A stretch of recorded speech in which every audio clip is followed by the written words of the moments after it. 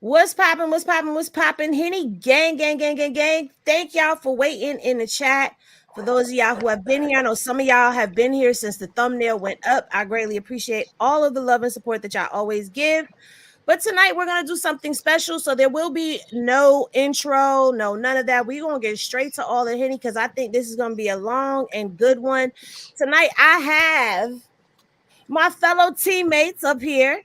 Man, Duse and Yael. Y'all know them from Damu-Keyway conversations, but we gonna get a little up in their business the way that we do at the bar. So y'all want to? wait, my business. Yes, we gonna get in your business. Oh, wait a minute, Deuce. You ain't tell me you trying to figure me out. Hey, niece, listen, hey, Deuce. I done told you I'm not your niece. Hey, you are who I say you. Hey, You're listen. not welcome in this interview, sir. All right, you know what? You got that. You got that. I'm a follow suit. This is your stage. There will be no CS2 activity for now. I swear. No, I can't say you can't because the people like the CS2 back, you know. Man. But go ahead and for those who don't know, which I don't know, who wouldn't know, go ahead and introduce yourselves. I'll let Yael go first because he's the Keyway pop star. Oh And my I don't want no God. problems. Y'all got the blue M&Ms on the left side of the table. Oh Listen. no, it's purple M&Ms on the left side of the table. It's blue. You want blue straight. Now? I've been wanting blue. I'm a Keyway. I ain't from Grape Street. Salute to my niggas from the G. Yeah, man. You know okay.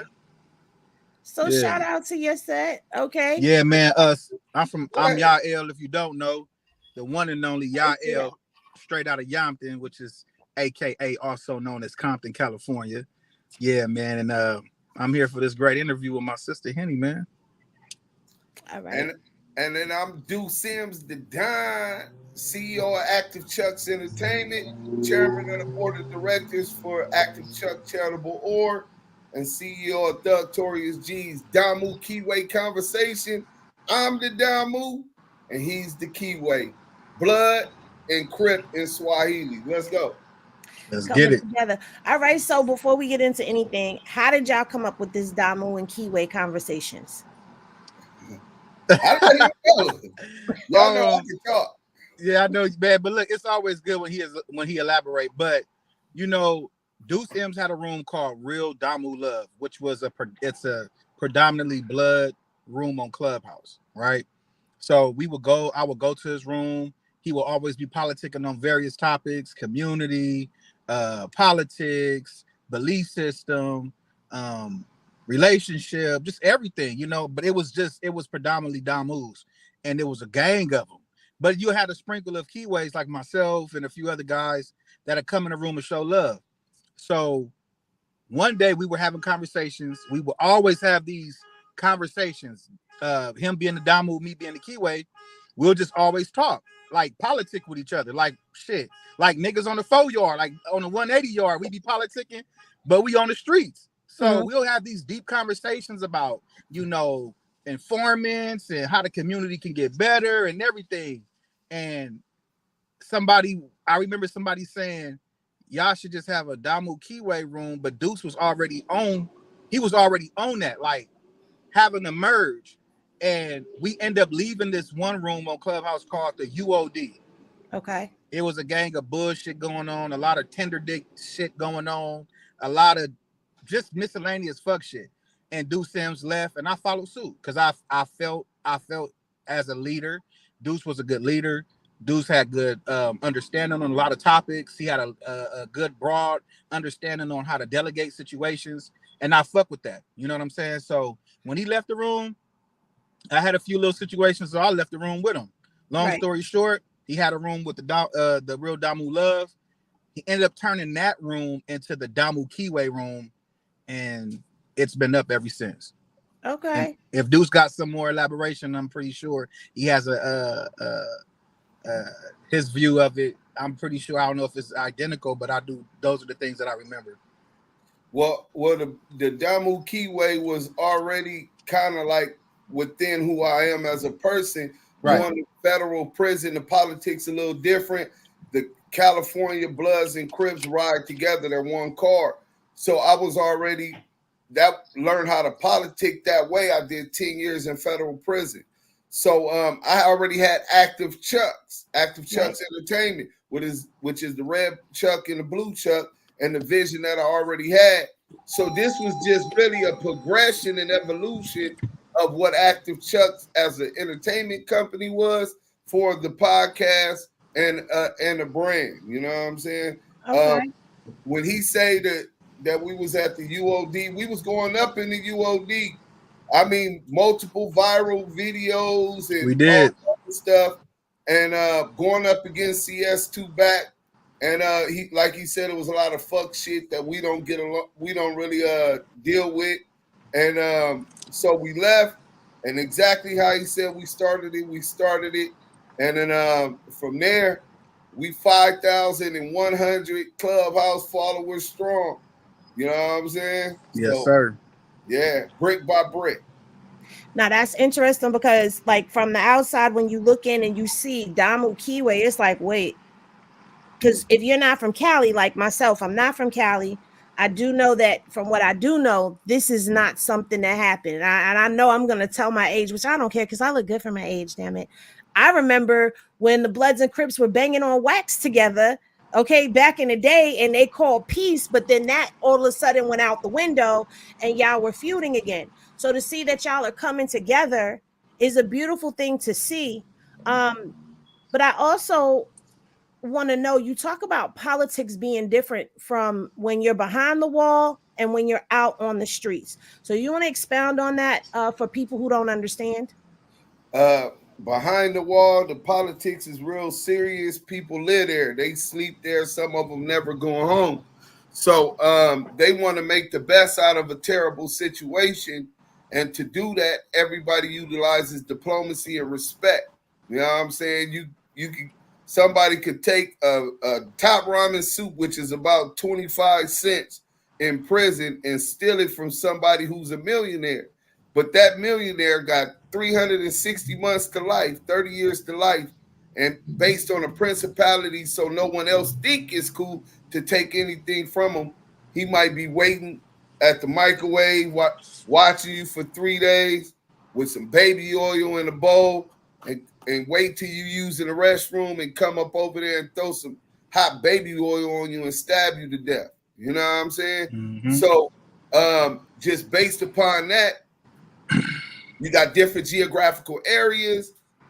California, predominantly Los Angeles, San Diego. We pretty much ride together the Blood and Crip card. And we really didn't have that many problems because it was so serious. People think politics is such a negative thing, but if you don't have diplomacy and maintain them politics, then you have total chaos. You know what I'm saying? So yeah, it was it get real serious and tricky, you know. Okay. So how did you end up coming into the gang life? Deuce, you want to go first? Oh, my shit's so long. Oh, you want y'all to go first? Yeah, let y'all go.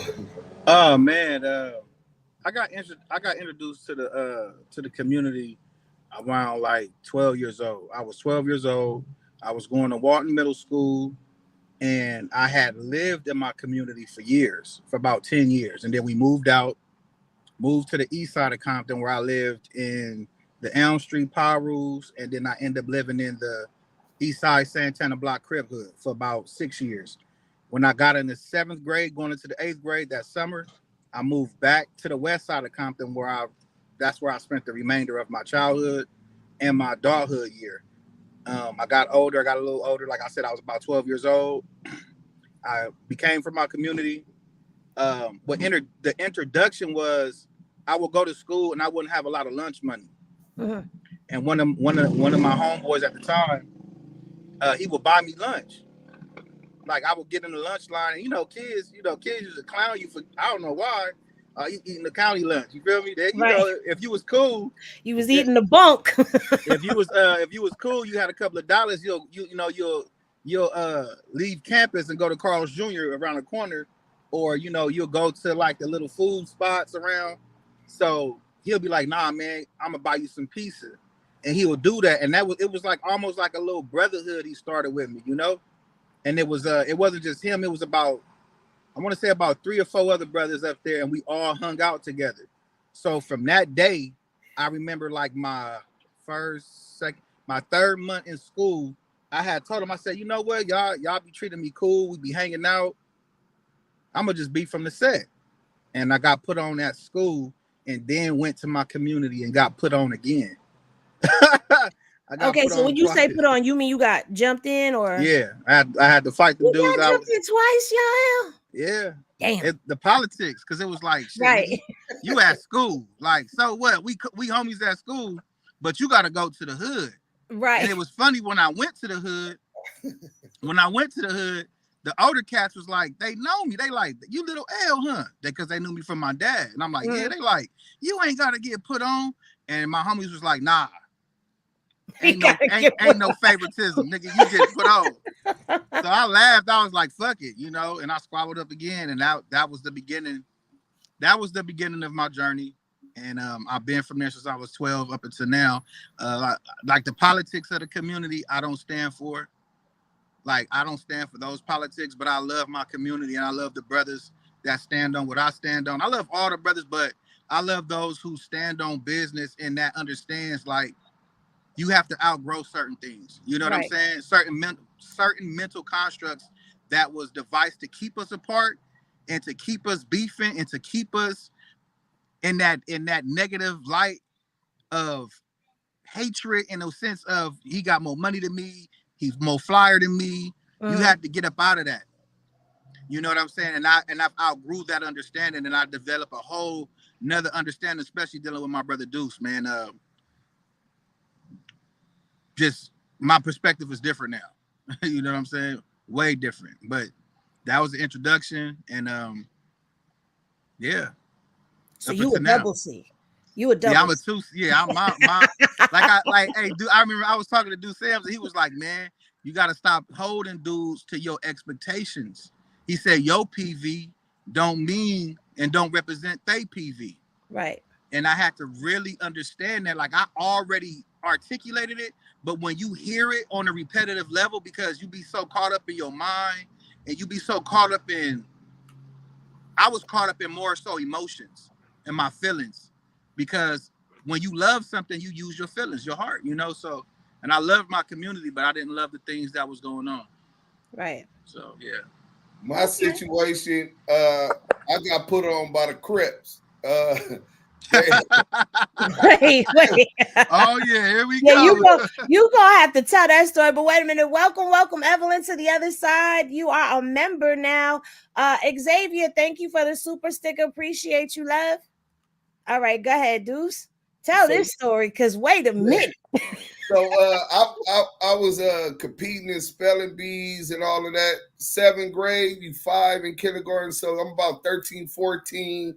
And I don't want to gang bang. I see the dudes my age, a couple years older, getting shot, going to jail. So I'm like, man, I'm finna try to use this brain and find a way up out of this, right? And I was with some, you know, I'm still moving in the streets and stuff, graffiti and all of that type of stuff. And we had a couple females, and we trying to bone, right? So we going to go get some drink and some cigarettes and some blunts and stuff at the store. And right when we walk out the house and turn off the corner off, we coming down 35th to turn on the Budlong, a station wagon was going first, which was like the recon mission they had with some young dudes, younger than me. I'm like 14. The dudes couldn't have been more than 12. And then an Astro van come turning right behind them with a big old ugly stocky dude, and he looking real hard. I'm like, man, y'all know them dudes? Like, no. So we like, hey, all y'all go keep walking. They ain't gonna mess with y'all girls. We don't want nothing to happen, and these girls get caught up. And he's like, man, who is those dudes? I'm like, well, they have to come all the way back around the block. At least we'll be on the driver's side of the Astro van. Man, they didn't go around the block. They came right back the same way street they came, slid the sliding door, and they unloaded 52 shots. You know what I'm saying? Wow. And I seen people get shot and die from ricochets. You know what I'm saying? So any one of those 52 shots could have took me out, and I wasn't even a gang member. Right. I never been a pussy, always been a fighter. So That night I made a decision I wasn't gonna be the victim or the prey, I was gonna be the predator. And I got with my uncle, and he was like, I heard you got shot at. I'm like, yeah. You like use a brim already, your dad's a brim, we brims. You know what I'm saying? So it was nobody to put me on red flag, but I would have beat flag ass. You know what I'm saying at that time. And everybody else was adults. So I got on a different kind of way. You know what I'm saying? The G way. And we ain't gonna talk about all of that. But yeah, you know what I'm Yeah, saying? like Yeah. I don't want, but yeah, so You're like, no, no, don't say it. don't say on YouTube. Right. Yeah. Okay, so that's interesting right there. So, all right. So you were a part of that lifestyle in the 80s? No, I'm not that old. Okay. Damn. I'm at 14, 13, 14 is 91, 92. first of all, Do Sims 38. Stop telling. Hey, didn't they tell you not to title tell? I was lying, bro. Hey, now I'm a little I bit lied. older. I'm a I little bit lied. older than 38. I'm 46. A mature 46. You know what I'm saying? what do Salute, you brother. mean? What do you mean? Okay, so the 80s, yeah, I get it, all right. Because in the 80s, I was little too. Okay, my bad. You was in the 90s. All right. Yeah. Because I'm only a year younger than you. Right. Okay. Yeah. See, that's why I said I am not ashamed of my age. I look good. Okay. Now you see, I just told him I'm 46. I mean, I ain't seen 46 look this good. Hey. All right. So now you've mentioned that you have you've been away. So in your time away behind the wall, um, what made your life different? Man, Did I that hate jail. Honestly, I hate jail. I like waking up with a bad woman on the side of me, right? I hate people telling me what to do, right? But really what it was my son started going through mental health issues and depression. I had did 10 years in the feds. When I would caught the bank robbery charge to go to the feds, my baby mama, my ex-wife, was pregnant with my son. So I never got to see his first steps, teach him how to ride a bike. So as he grew up, he would always visit me every week. She'd come visit me and all of that while I was still in California. But even moved to the close to the penitentiary where I was at to make sure that I was able to still have a relationship with my son. But when I got out, he was 8, almost 9 years old. And he was saying, hey, Dad, promise me you're not going to go back to jail. You know what I'm saying? And I'm like, man, I'm not going back to jail. I promise you. And I made a promise to that little boy, not understanding how much he looked up to me. He adored the time that we got to spend going to the Laker games. He was a Kobe fanatic just like me. Dodger games. And so when I ended up going to state prison and got arrested, it broke that kid's heart. You know what I'm saying? He started dealing with abandonment issues, depression, you know what I'm saying? And he tried to unalive himself. You know what I'm saying? So that was something where, for me, whatever it is, I take it how it come. From all the things I done been through, I know I'm gonna find a way to come out on top at the end. And all I got to think about is myself. But at that point, I realized how my actions directly affected somebody else. You know what I'm saying? That I'm responsible for. So I knew at that point it was I had to change the way that I thought and the way that I moved. You know what I'm saying? And that's what I did. Now, Yael, have you been behind the wall? Yeah. I've been behind the walls before. I never did long. I've never been to the feds, and I've never been to the penitentiary. I've been to like the wayside, the county, and all that. Um, I like to give credit to some of the people in my life. First off, all praises to the Most High, all praises to the Creator for at those times when I was out there in the streets, I was doing stuff, and the wisdom of how to move in certain aspects, I was able to move, and I'm here today. I'll say that. But I didn't caught cases, never for super amount of long years. Uh, I was fortunate. I'm gonna just say I was very fortunate. Very, very, very, very, very fortunate. Yeah. Very. Well, I can attest that you're very fortunate to that situation, you know. Yeah. Besides, like the I'm not gonna say minor because catching gun cases consecutively will get you some. They'll get you some time. So that happened, but yeah, just never elongated years. I never did elongated years. Never Well, did I elongated know years. Deuce, you mentioned something that I just want to touch on before we move from this subject because it's something that we don't hear often. You mentioned that you missed your son's first steps, you know, his words, him getting to teach him how to ride a bike. And when you came home, he was no longer in the belly. He's now 9 years old. How did that feel as a black man, as a father? How did that feel? Because we don't get to hear those types of stories often. So you want to touch on that just a little bit? As a failure. You know what I'm saying? In one of my songs, I said that I might be the most known blood, but I'm a poor excuse of a dad. You know what Mm. I'm saying? Those integral moments to bond with him when he was growing and evolving, when he was being bullied at school, right? Not being able to be there as a man to teach him, look, if they try to jump you, you fight both of them. If you can't beat them up, you pick something up and you beat both of their ass with it. You know That's what what I'm my dad saying? told me. Right. You know what I'm saying? Um and and also just the time being able to all them calendars. You talking about 10 calendars, birthdays, Christmases, right? And I get them gifts here and there whenever I was financially capable when I Mhm. was incarcerated, but it's just not the same. Right. You know what I'm saying?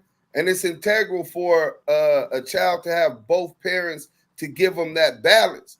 When you leave a child like me, I go to prison, and now his mother. Shout out to my baby mom. She's the greatest mother I ever seen. Go hard for her kids to the moon and back. But at the same time, a woman can't teach a boy how to evolve into a man. He's going to learn how to think and react to situations the way he sees her doing, right? Which is sometimes be off emotionally based decision. Right. A male is supposed to teach him how to be strategic, calculative, and make decisions because responsibility comes whenever you make these decisions. Because one day you're gonna be making them decisions for somebody else. I didn't get that from my father, and then here goes the cycle. I wasn't even there to give that to my son. You know what I'm saying? So now, did you have that when you were growing up? What was your life like growing up? Me? Yeah, Oh, both of y'all. hell no. My dad is a he's a gang banger. Now you got gang members that are part of this association and stuff. Then you got gang bangers. My dad is a 66-year-old gang banger. You know what I'm saying? Like, OG blood. yeah, he up, but he's not gang banging against Crips, but that just that mentality, that energy he still puts out into the universe every day. You know what I'm saying? We could go buy a pair, an outfit or something from the mall, and he get into it with the people and be ready to crash out. He was incarcerated majority of my life. We went to go visit him, similar to my situation, here and there till my mom got tired of that. And then we'll talk on the phone whenever we could talk.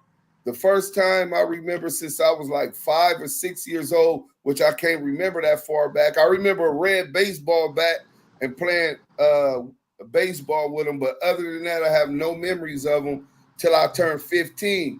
When I turned 15, I was gang banging at that time.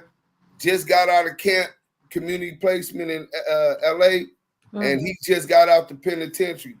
I'll get off my grandmother's porch on 37 Drive, and I see somebody walking. He like Montego Bay, like Lamonte Monty, right? Right. Montego Bay. And I'm looking at the dude, and I'm like, damn, it's kind of eerie. He like, you don't know who I am? I'm like, nah. He like, I'm John Jr., nigga, I'm your daddy. Wow. I'm like, okay, this John Jr. You know what I'm saying? He said, okay, this John. All right. And so it's a different dynamic because both of us being gang members and gang bangers or whatever at that time, you know, my pop like, oh, I'm finna get you some pussy today, and let's go talk to your people. Let's go get a sack, right? The homies want to see you. They got a sack for you. You know what I'm saying? And that's just was a different dynamic. It's kind of like the movie South Central. The little kid, OG Bobby Johnson. Yeah. Yeah. So you basically, this is deeper for you. This is breaking a generational curse. Exactly. Yeah. What about you? Do you have any children? Yes, I do. It's tough talking about it right now. You know, it's tough. You want to pass the question? I just want to tell my daughter I love her, and I'm here. You know, it's sad when parents can't be parents. You know, so I love my daughter, but I grew up in a 2-parent household. I was fortunate to have both of my parents. My mom recently passed away about a year ago, and she left behind 12. Yeah, she left behind 12 children and her husband, and 32 grandchildren. Whoa. How many children? 12. Yo, mama birthed 12 kids. Now I know why you be acting like a perv. It's in your genetics. Wait a minute. Which number are you? I'm number 5. Okay. I'm the oldest son, but I have 4 little brothers and 3 little sisters, and I have 4 older sisters. Okay. And my mom had 12 kids total, but she had 17 pregnancies in all, and she had 5 miscarriages. Y'all didn't have cable, huh? We grew up. We was living, like I said, we was living in the hood. You know what I'm saying? We was living in the. I mean, you know. Well, no, that was a joke, y'all. That was a joke. You know, that's a joke they say when people got a lot of kids. Yeah, when they got a lot of kids, yo, it was all right, yeah. Y'all wasn't doing no TV watching, but yeah, we lived in them jacks for a while, and like I said, man, we was struggling like everybody else, trying to make ends meet. And I just feel like for me, my sisters were like trying to be big brothers, but they couldn't be a big brother to me. You know what I'm saying? And by that, like, I just felt like even as a kid, I didn't want to be around all these women. You know what I'm saying? So I found the most hard-headedest little dudes that I ran with at school, and we all hang around each other. Like when I was younger, I recall myself when I was going to Mayo Elementary on the east side of Compton. It was a gang of little hard-headed Crips and a few sprinkle of Bloods up there, and I knew them. Then when I went to Whaley Middle School, it was Blood, it was Power Rules and Crips. You know, so I got a taste of both. You know, and it wasn't until like I said, moved to the west side of Compton until I got my whole gist of being in a predominantly Crip school. Mm-hmm. But yeah, growing up, like I said, my parents, they tried their best to, keep me on the right path. I played football. My mom at the time was very heavy into church. And you know what they say about the church kids, them be the baddest ones, they be the worst. They be the worst ones, but like I said, my mom and my dad, they were good parents. They tried their best to keep us on the right path. And as we make our own decisions, Right. I just feel like when I chose the community chose me back, and it made me the man that I am today, So now both of y'all do music. Oh, facts. Yeah. Okay, so how did that start? I'll let you go first, y'all. Go ahead, hit my Bremen, because the hit my Bremen was out first. So yeah, but even before Hit Your Bremen, we was doing music. I recorded my first mixtape when I got out of California Youth Authorities. I had went to youth authorities for attempted murder, got dropped to assault with a deadly weapon, gang violence. I caught a rival enemy in our territory, and I tried to kill him.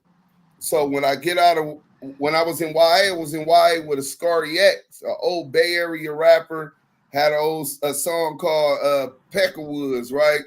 All the Peckerwoods, but a high. Now he was like a militant Muslim rapper, right? He had songs with Tupac though, 3 Times Crazy, all of that. But he taught me how to hit the tempo and beat the tempo with a toothbrush on the bunk, and I started writing and composing music. And when I got out, I said, all right, I'm starting Active Chucks Entertainment, and this is my dream and all of that. My big homie come, shout out Reggie Cudahy, man. Cudahy come to the projects. We shooting dice, selling what we shouldn't be selling and all kinds of stuff, right? And he like, which one of you little niggas can rap? So I'm like, man, what? Me? He said, I got the studio. Come on, all y'all get in the van. We finna go to the studio. I said, right now? He said, right now. So we went to the studio and we recorded. And most people was freestyling, but I had about 4 albums worth of written music. And so I was able to spit stuff to almost every beat they came with. He was like, man, I see you. Can y'all hear me? Yeah, we can hear you. Okay, just make sure. My bad. He said, I see you taking it seriously. Look, man, I want to record a demo with you or whatever. Well, that demo ended up getting to 92.3 the beat. And I got selected to perform in the Budweiser Best in the West, right? Which was 1,000 people tried out. 50 people were able to perform at McCadden Musical Institute. Shout out JJ Howard. Shout out 92.3 the beat. And then I had also did I think it was Club Lingerie or some club like that. And then after that, that's when I ended up going to jail. You know what I'm saying? To the feds for the bank robbery. Now, how old were you when you started doing the music? About 17. About Okay. 17 years old. And so the album never had dropped. I was with Just a Few Records. We did that. It didn't work. I went back to jail. I did the 10 years. I thought my career was going to be over. I get to the federal halfway house. My homies plugged me with a producer, Track D. He wasn't a super producer at that time. His son was on the couch in a house, a little makeshift pre-production studio. And I'm out the federal halfway house. And I recorded 4 songs in like 3 hours. I had to be back at the halfway house. And from then I started messing with Track D, DT, the League of Stars, and I'm just dropping stuff. I started getting booked for shows. Shout out Yard Down Music. I put together my first show at Club Cheetahs. Shout out YG. Shout out Joe Moses. Joe Moses came and performed free. I booked YG. Shout out OGE Live, Mucho Dinero, TP, Bad Seed. They're my brothers. And they was like, damn, he fresh out the feds. His first show, Club Cheetahs Hollywood, like he put it together like fresh out. So not only did I come in the door as an artist, I came in the door as a businessman. I profited that night, couple $1,000s, you know what I'm saying? After everything. So from that, one of my homies, G-Nut from Yard Down Music CEO, he hollered at me like, man, you figured out something I didn't. I've been renting out places and be happy to make my money back. You paid me some money. Like, how did you come out with a? And I was just told him I don't pay for no clubs, right? And so we had that whole little movement going. Nobody was really doing no big numbers, 30, 60,000 on videos. And then I dropped the Hit Your Bremen. Shout out to my boy AOB Fingers. Me and Fingers, I picked him up, booked studio time. And in 30 minutes, I had the biggest hit of my career, 2.2 million views on YouTube, MTV in Italy. Kanye West reposted it. And it was at that time, I was able to catch the wave of Hit Your Rollin', Hit Your Ricky. All of these dancing, Hit Your Ricky was on 106 in Park and MTV. And our video ended up doing more than their video did, almost double. You know what I'm saying? So from there, I went back to jail, to state prison. While I was in state prison, I solidified a distribution deal with Neil Reed Worldwide, which is a publishing company, Black-owned for like 90 years or whatever. The family held that holding company. and Sony Worldwide from prison. I got my first deal while I was in prison. I got out and I've been back on it. Yael? Oh man, my first introduction to music was, I want to say 2006, 7. It was around the time one of my homeboys died. Oh, he a new And, booty rapper. Well, at least he don't mumble rap. Right. Oh, he definitely don't. No, I don't do the mumble rap, but salute to those who do, man. You know, it's a target market for everything, right? That's But true. yeah, I started doing music like around 2005, 2006. I was a part of a group. Don't care to mention it. It was a group in my. No. You got to give Henny the exclusive, bro. We want to hear all of that. I was a part of a group called AO Squad, and being a part of that group, I was the singer / rapper. And at that time, I to me, in my mind, I wasn't developed. I wasn't seasoned. I was flirting with the idea of it, you know. Mm-hmm. I was dealing with them. The dude that was the head of the group, he had an auntie that has a baby's father from the group Color Me Bad. Okay. I I wanna wanna sex sex you you up. up. Remember that Yeah. song? Yeah. Nah, And I'm singing a little bit more, y'all. nah, bro. I don't remember, bro. That's all I remember was the, I wanna sex you up. That song. Remember that song?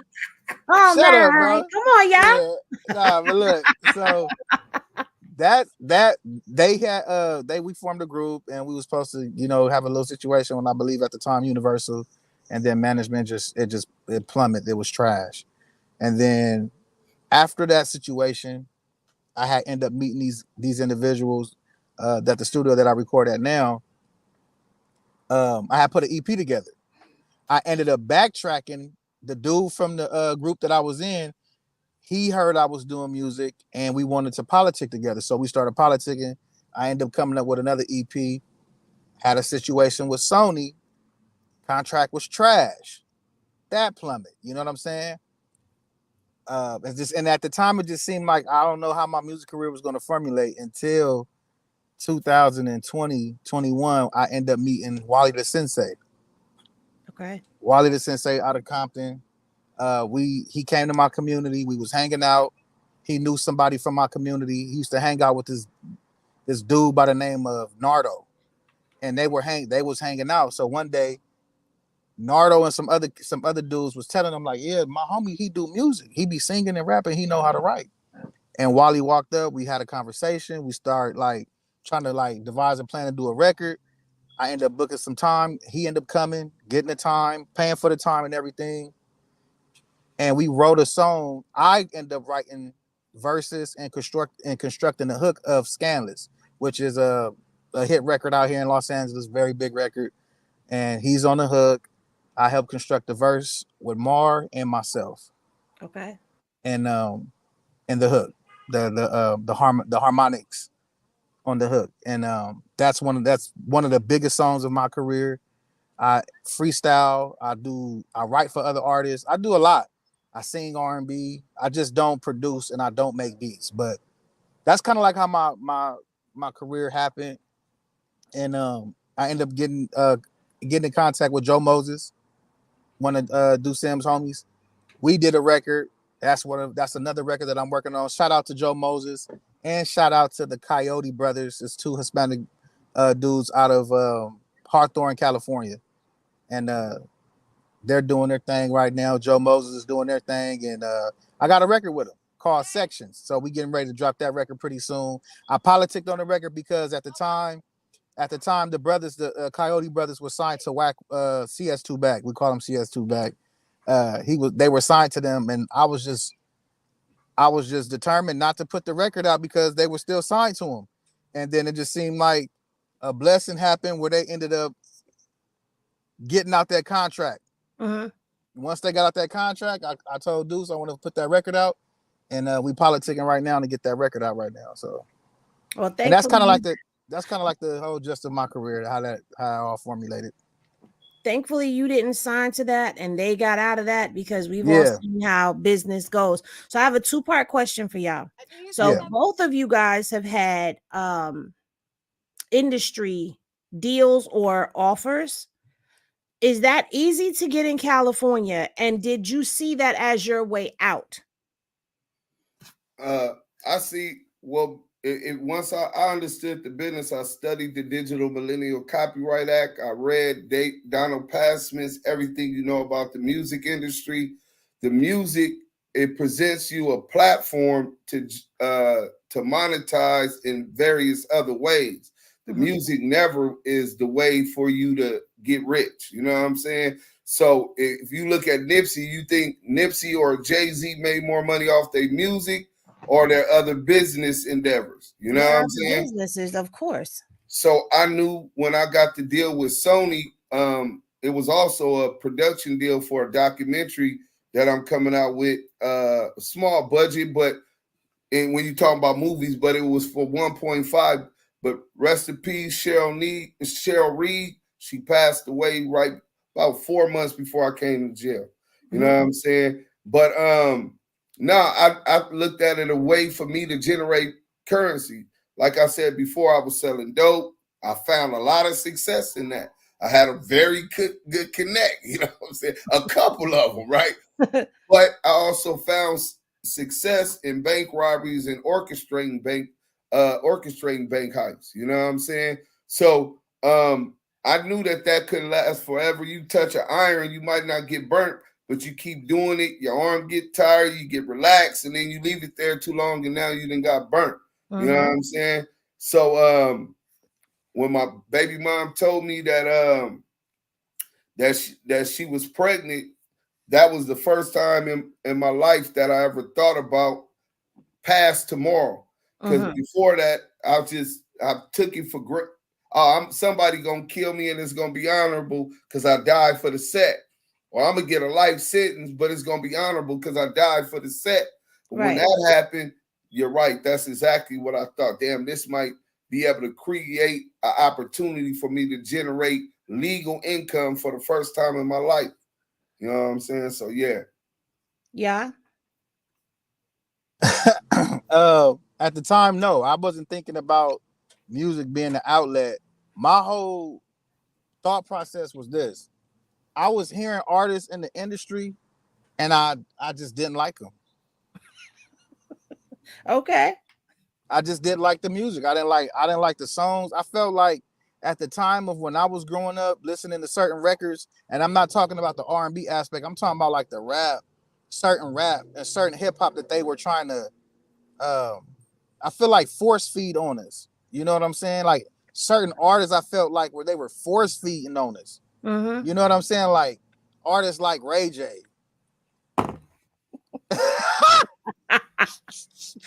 You didn't artists, like you didn't like the One Wish and the nah, Sexy Can I? I didn't like none of that. That shit was boof. I felt like it was force fed. I feel like one thing I started learning about music is that media manipulation and repetitive. If you pump something in your ear a lot enough, you'll repeat it and you'll regurgitate it, and it'll set in you, and Like you'll Laffy Taffy, D4L. yeah, like songs like, you know what I'm Yeah. saying? So There's it was songs you so don't like that you end up knowing all the lyrics to because it's so it's repetitive. because Yeah. they put the budget behind that record and made you like it. I didn't genuinely like these songs, and I still genuinely don't like them. But regardless of all that, I felt like I could do something better. I felt like when I started to do music, I felt like authenticity was taken away from the communities because the industry loves to manipulate and monetize off of our pain, Right. off of our pain, off of our bloodshed, off of our trauma, and they seem like they'll pick certain people to try to emulate us.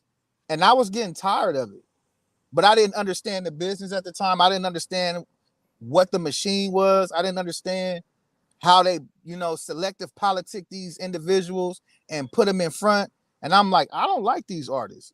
Right. And I wasn't trying to be no hater. Like, oh, it just seemed like every time you open your mouth, oh, here he go with this. And it was like, bro, y'all don't even like the song. Y'all just listening to it because it's on the radio. So long story short, I just felt like I could make music that people would genuinely like. And I was right. I made a song and I freestyled it. My freestyle is a well-known verse, and the song that I helped write is a well-known song.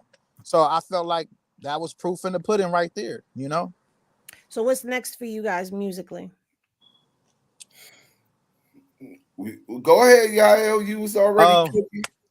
Well, right now for me, I'm working on an EP. I'm working on like 2 EPs, an R&B one and kind of like melodic hip, Afro beat record and a melodic hip hop, a melodic hip hop record. Like I like singing and I like making harmonies. You know what I'm saying? Like I do like backgrounds, a lot of harmonies and stuff like that. So I want to impose new genres and new ways of implying that into the rap world, into the hip hop world. So that's my thing right now. Okay, Like I wait, said, yeah.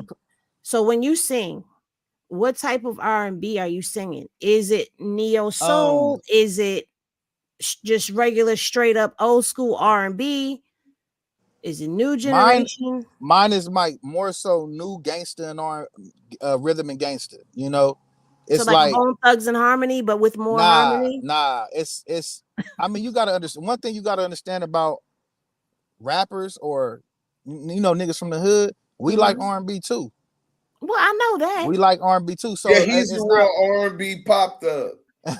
So it's not just it's not just that, but it's about making all types of music. So like I'll say, gangster R&B is like, giving you my perspective of love and my perspective of relationship, my perspective of heartbreak, my perspective of, I'm sorry.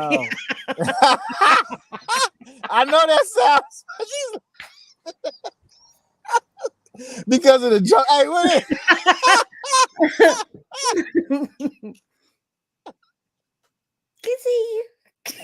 Oh shit! But I know it's funny because I be joking.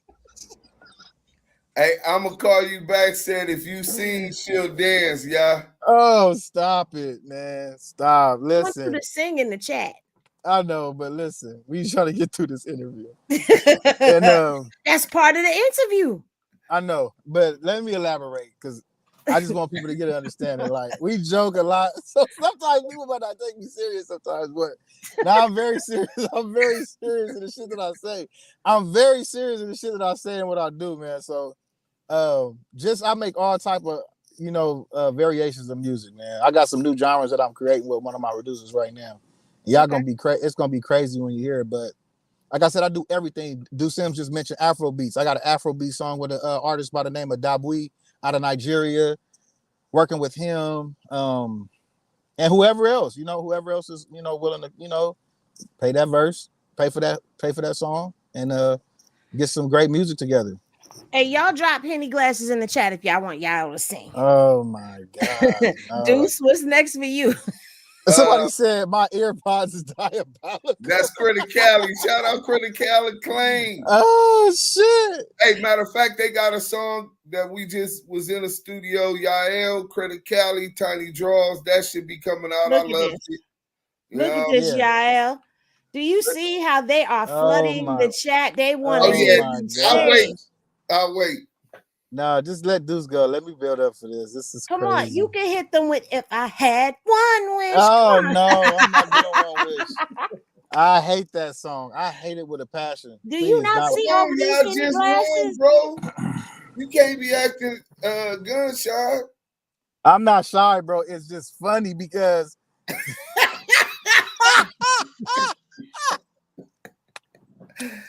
want to hear some of that gangster. That gangster loving. Let's get to it. Let's get through the interview and I'll do it.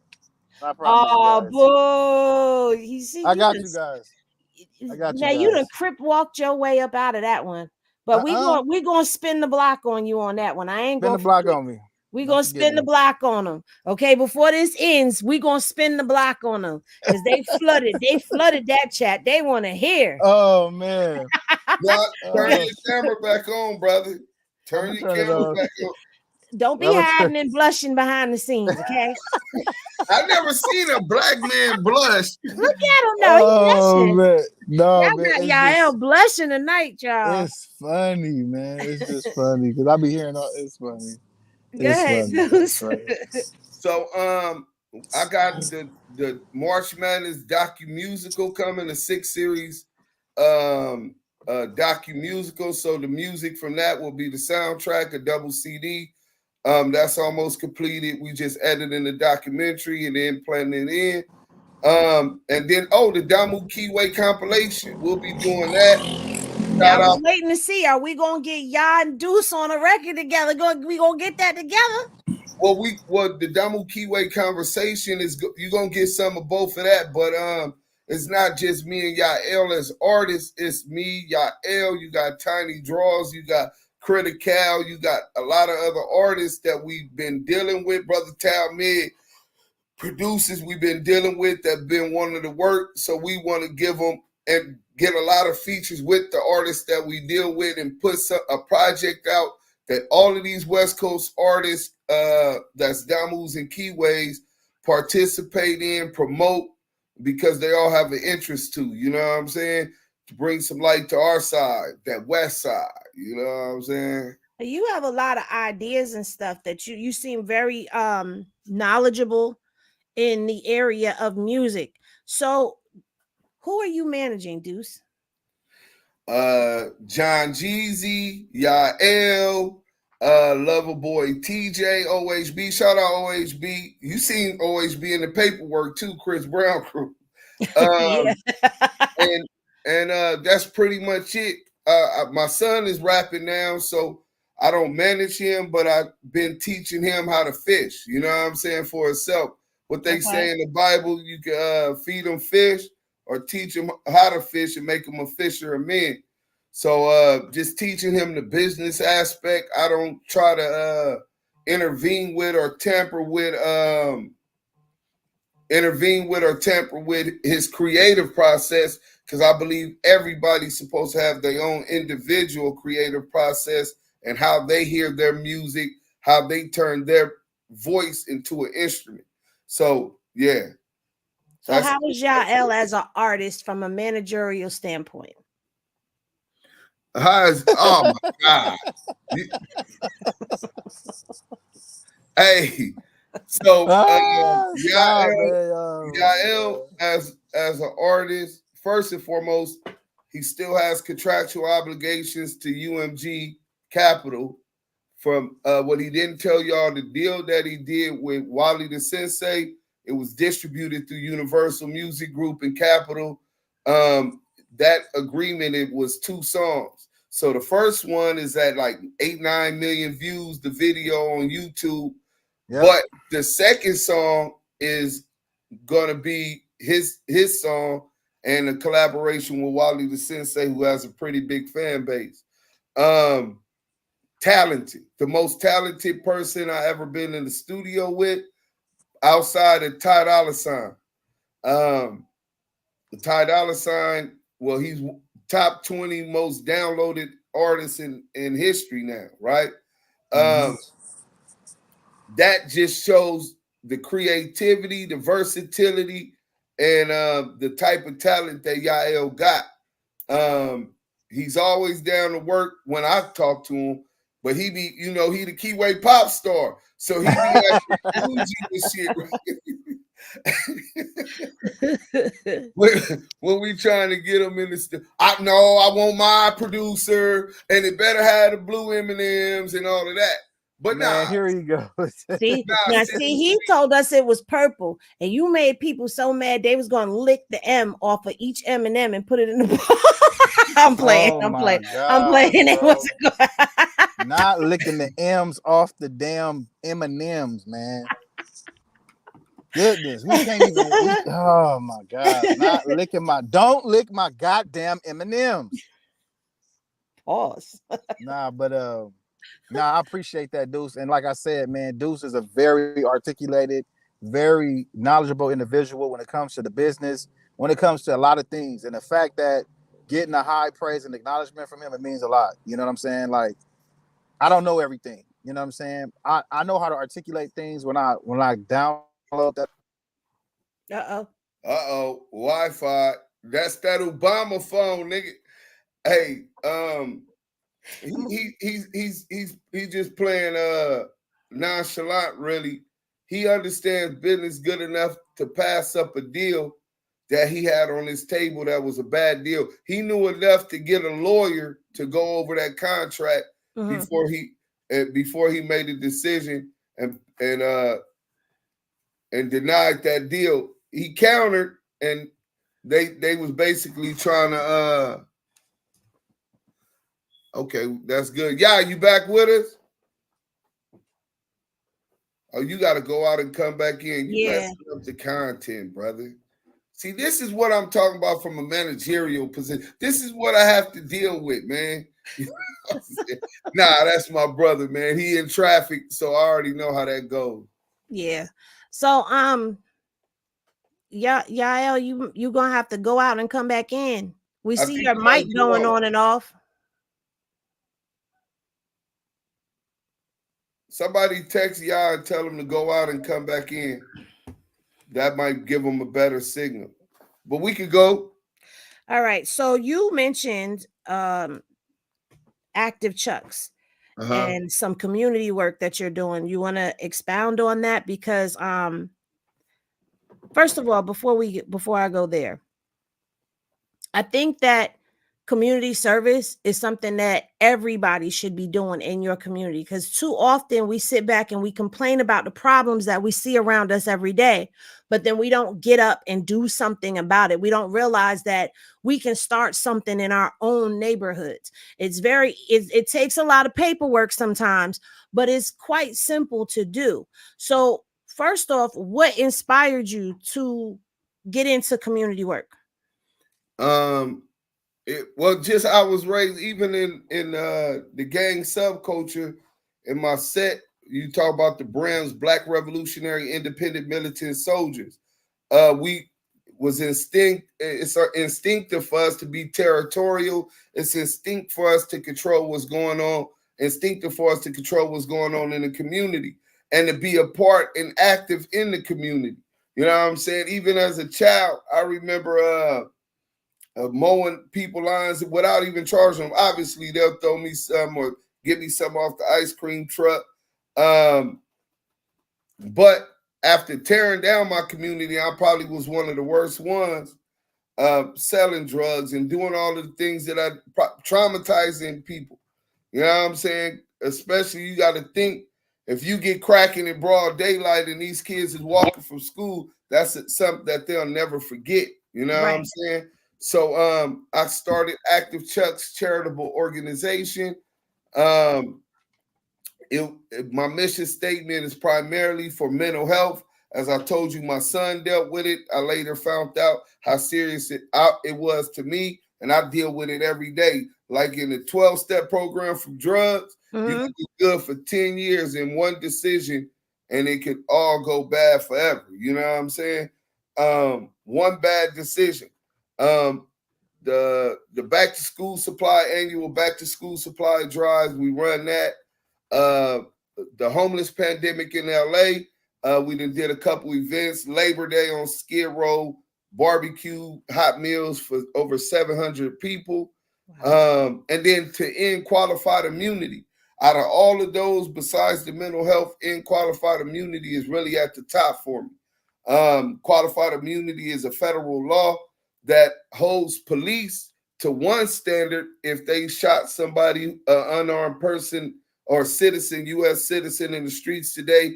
And then if you did it, you'll be held to a different standard. It takes more to even get them indicted. So they can shoot an unarmed Black or Latino in the community, and the statute would say, well, if it was within the scope of his duties, or not just police, but officers of the court, judges, essentially creating a second-class citizen for anybody who's not a proxy or working with or for the government in some kind of, or the state in some kind of capacity. So we had the Black Lives Matter movement, and that came and went. That was the biggest issue in this country.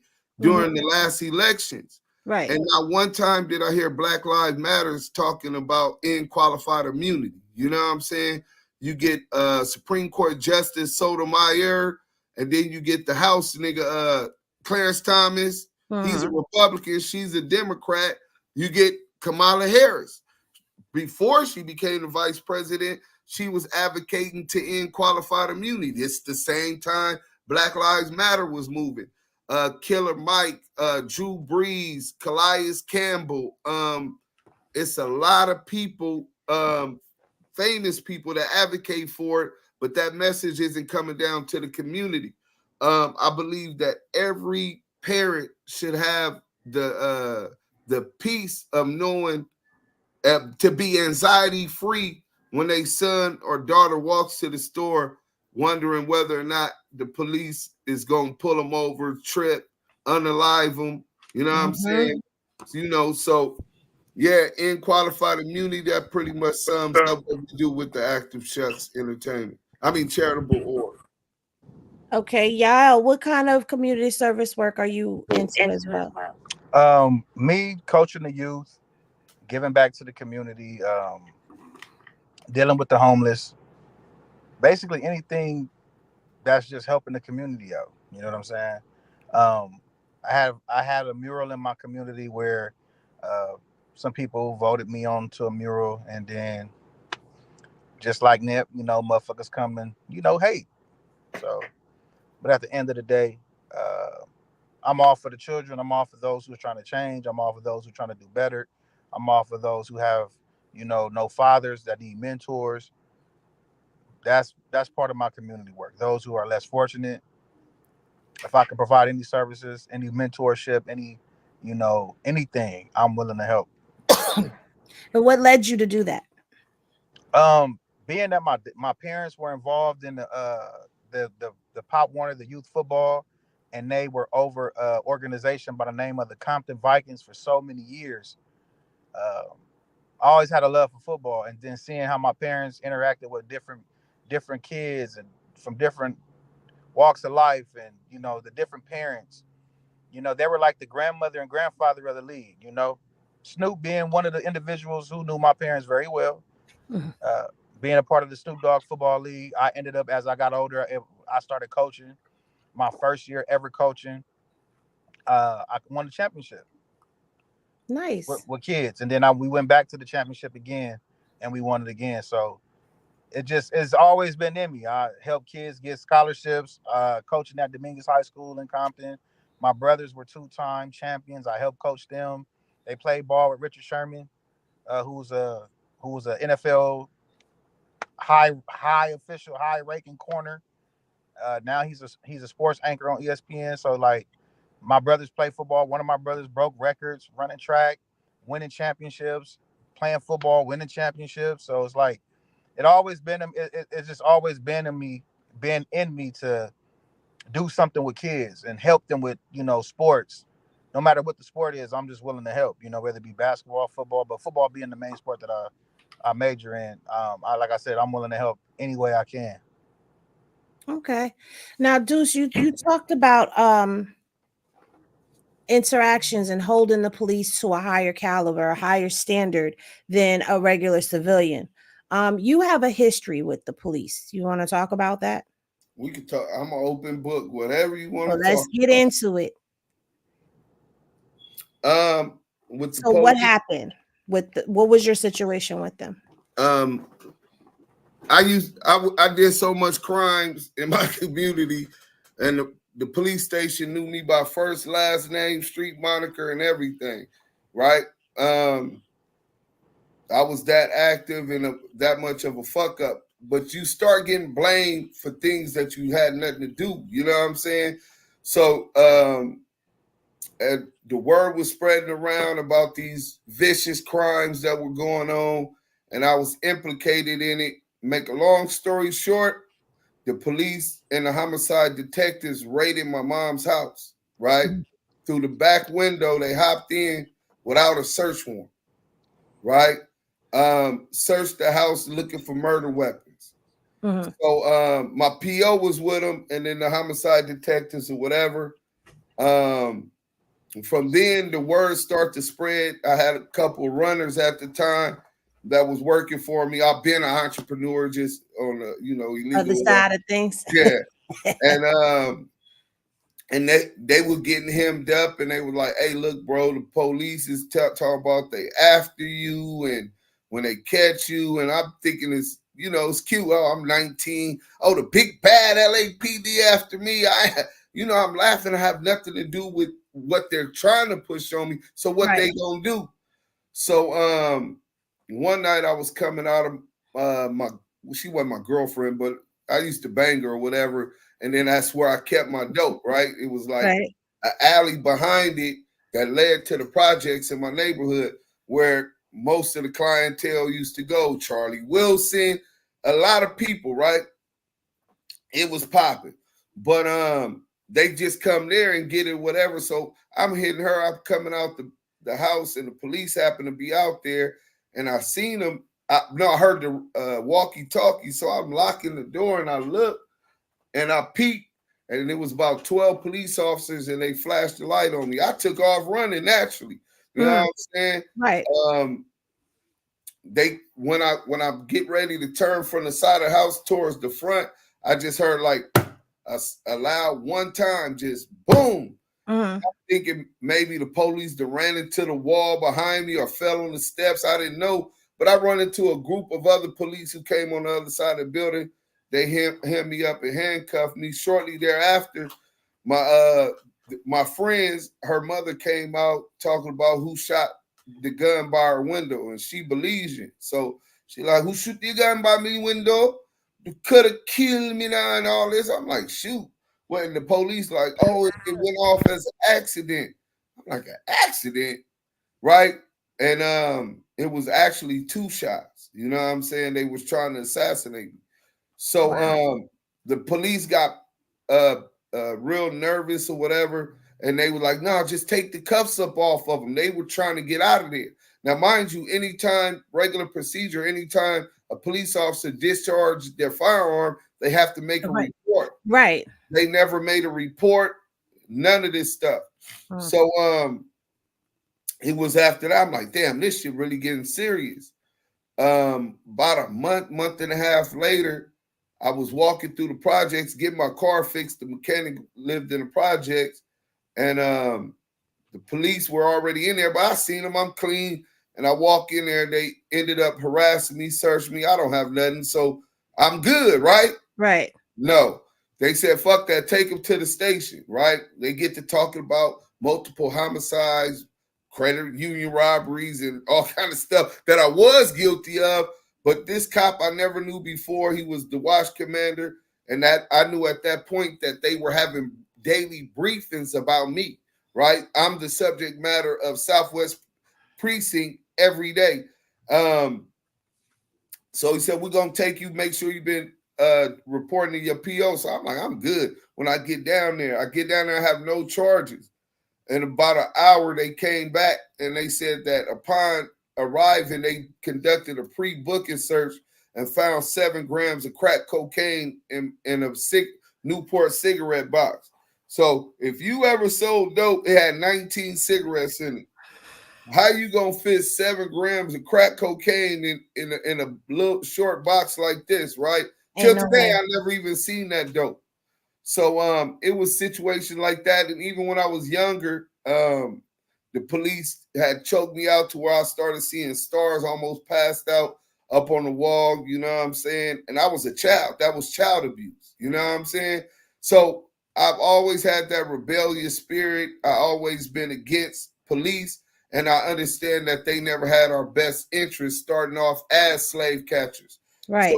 So I have a troubled past and history with them.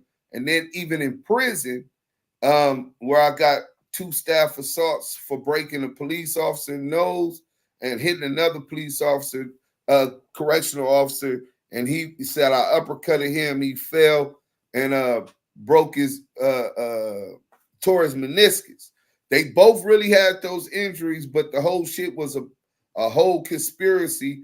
And I was later re-indicted in federal prison right before I was going home for assault on 3 counts of assault on federal correctional officers, with great bodily injury. I ended up going to trial and I beat that. That's how I was able to get out to get back to do the music. So yeah, I have a trouble past with the police. What about you, y'all? Yeah, fuck them niggas for sure. Now, see, I'm Fuck. asking this because we know from watching things that have happened, things that make national news. For me, hearing little things here or there from different people across the internet about how LAPD is really. Man, I don't. I want to watch what I say because we are on YouTube. But it's corrupt. Basically, I could say that it's corrupt. man, from my family to brothers that I know from the community, I'm gonna start off with my family first. Being that the Redondo Police Department raided my family house, stole money, tried to take Social Security cards. You get what I'm saying? Like, just like racially profiled, push Now my that's the head in. norm. We don't even mention that. That's just Look, push my head in the dirt, like put they foot, like they knee in my back, like humiliated my family. Like it was just a lot of stuff. And you would think, they tell you like, oh man, there's some good cops out there. When you join an organization, like Duse said, that was designed to catch your people and hurt your people and murder your people because of who you are, those lines are, it's hard to see clear throughout that. You know what I'm saying? And then, institutionalized racism. The structure already set up. right. And being that I have a brother right now wrongfully incarcerated by the name of Freddie Sanders, wrongfully incarcerated, dirty politics with the police and the community. When you got individuals willing to work with massa, hey, boss, they trying to run. They's trying to start a resolution. Uprising in the fields, boss. That not me, boss. I was a good one. I likes being under your rulership. When you got that to this to, well, yeah, he did something that he didn't do, and we'll pay you 80,000 to lie. Right. It wasn't like they snitched on him. Like, it's not like when you got individuals from the community that do certain things and they get caught and then you like free them. They some real niggas, right? This ain't that. This is a melanated brother who stands on business, who has morals and standards, who was lied on by the police department and a family working together with the police department. And people just turn a blind eye like it's okay. Right. And me personally, I can't get down with that.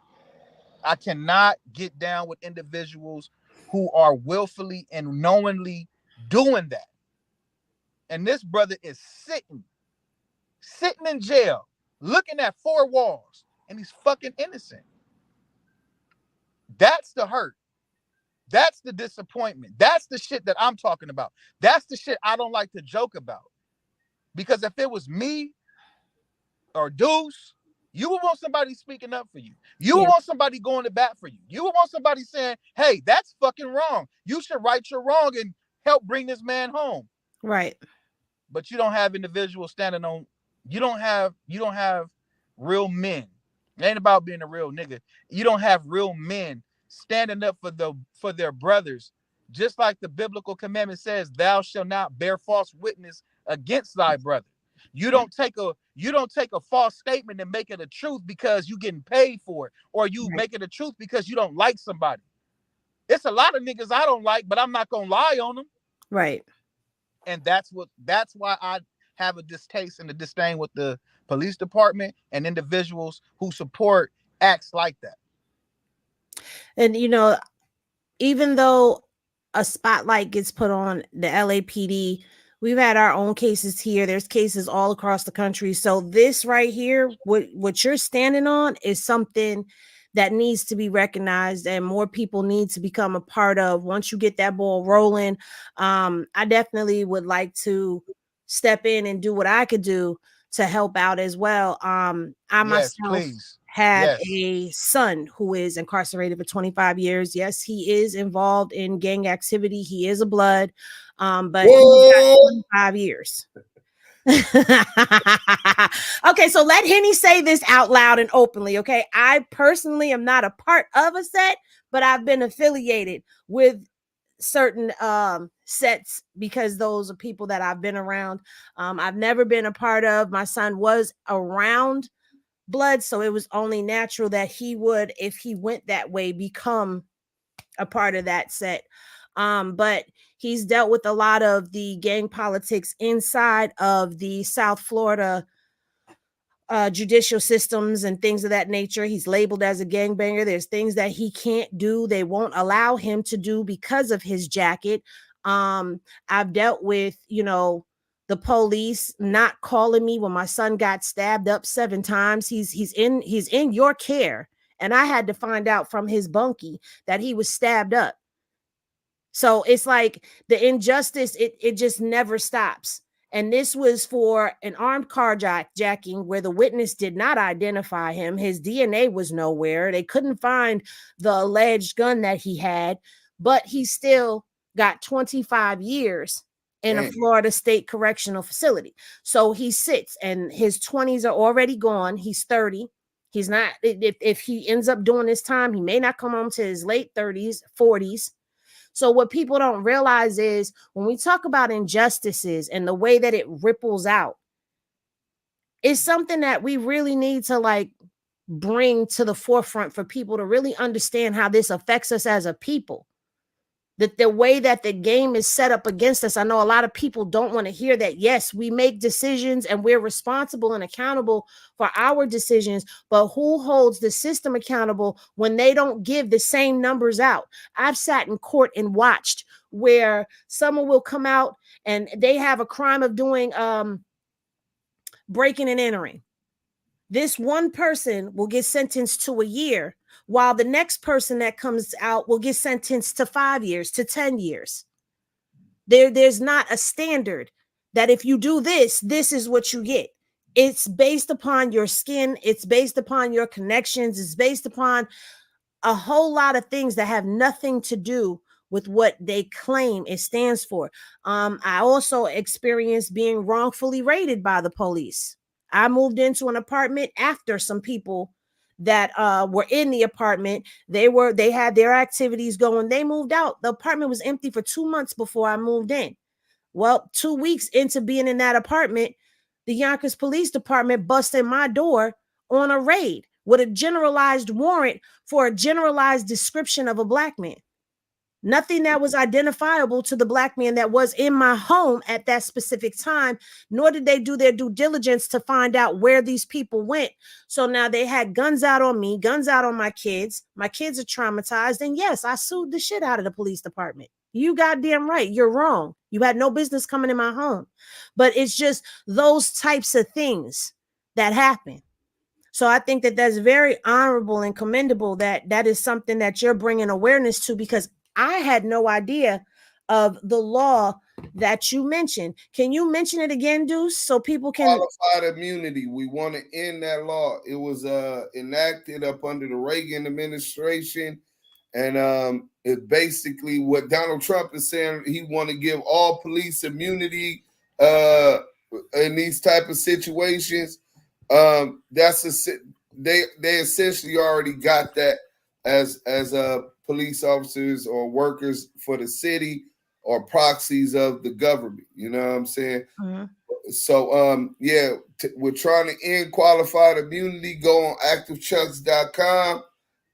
You could donate there, or you could go to the End Qualified Immunity, research it, learn about it. And like I said, I just believe every parent should have that type of peace of mind when their kids walk to the street. Like I said, my son, he's 6'5", big youngster, 280, right? Good kid. He's a hack, a techie, computer engineer. He's a college student, but he got anger issues and issues that he's dealing with. And I taught him to stand up as a man whenever he's being wrong. He has that right. Nobody but God should be able to judge him if he's done nothing wrong. So if they harass him while he walking to the store and he's a big young black kid and he's like, nah, man, I ain't got nothing to do with none of that. And then they start harassing him. I'm worried because I know that he's taught to stand up, and I pray that something don't happen to him. You know what I'm saying? So yeah, what up, T Top in the chat? Salute, King. All right, so we got a little heavy for a second. So now let's get into some of the stuff that the people want to hear about. Oh shit. Because we all have a common op that we deal with and we talk about. So I'm gonna ask, how did you come into the whack sector of things? Wow. I let y'all talk. He said, wow. You thought we weren't gonna talk about that?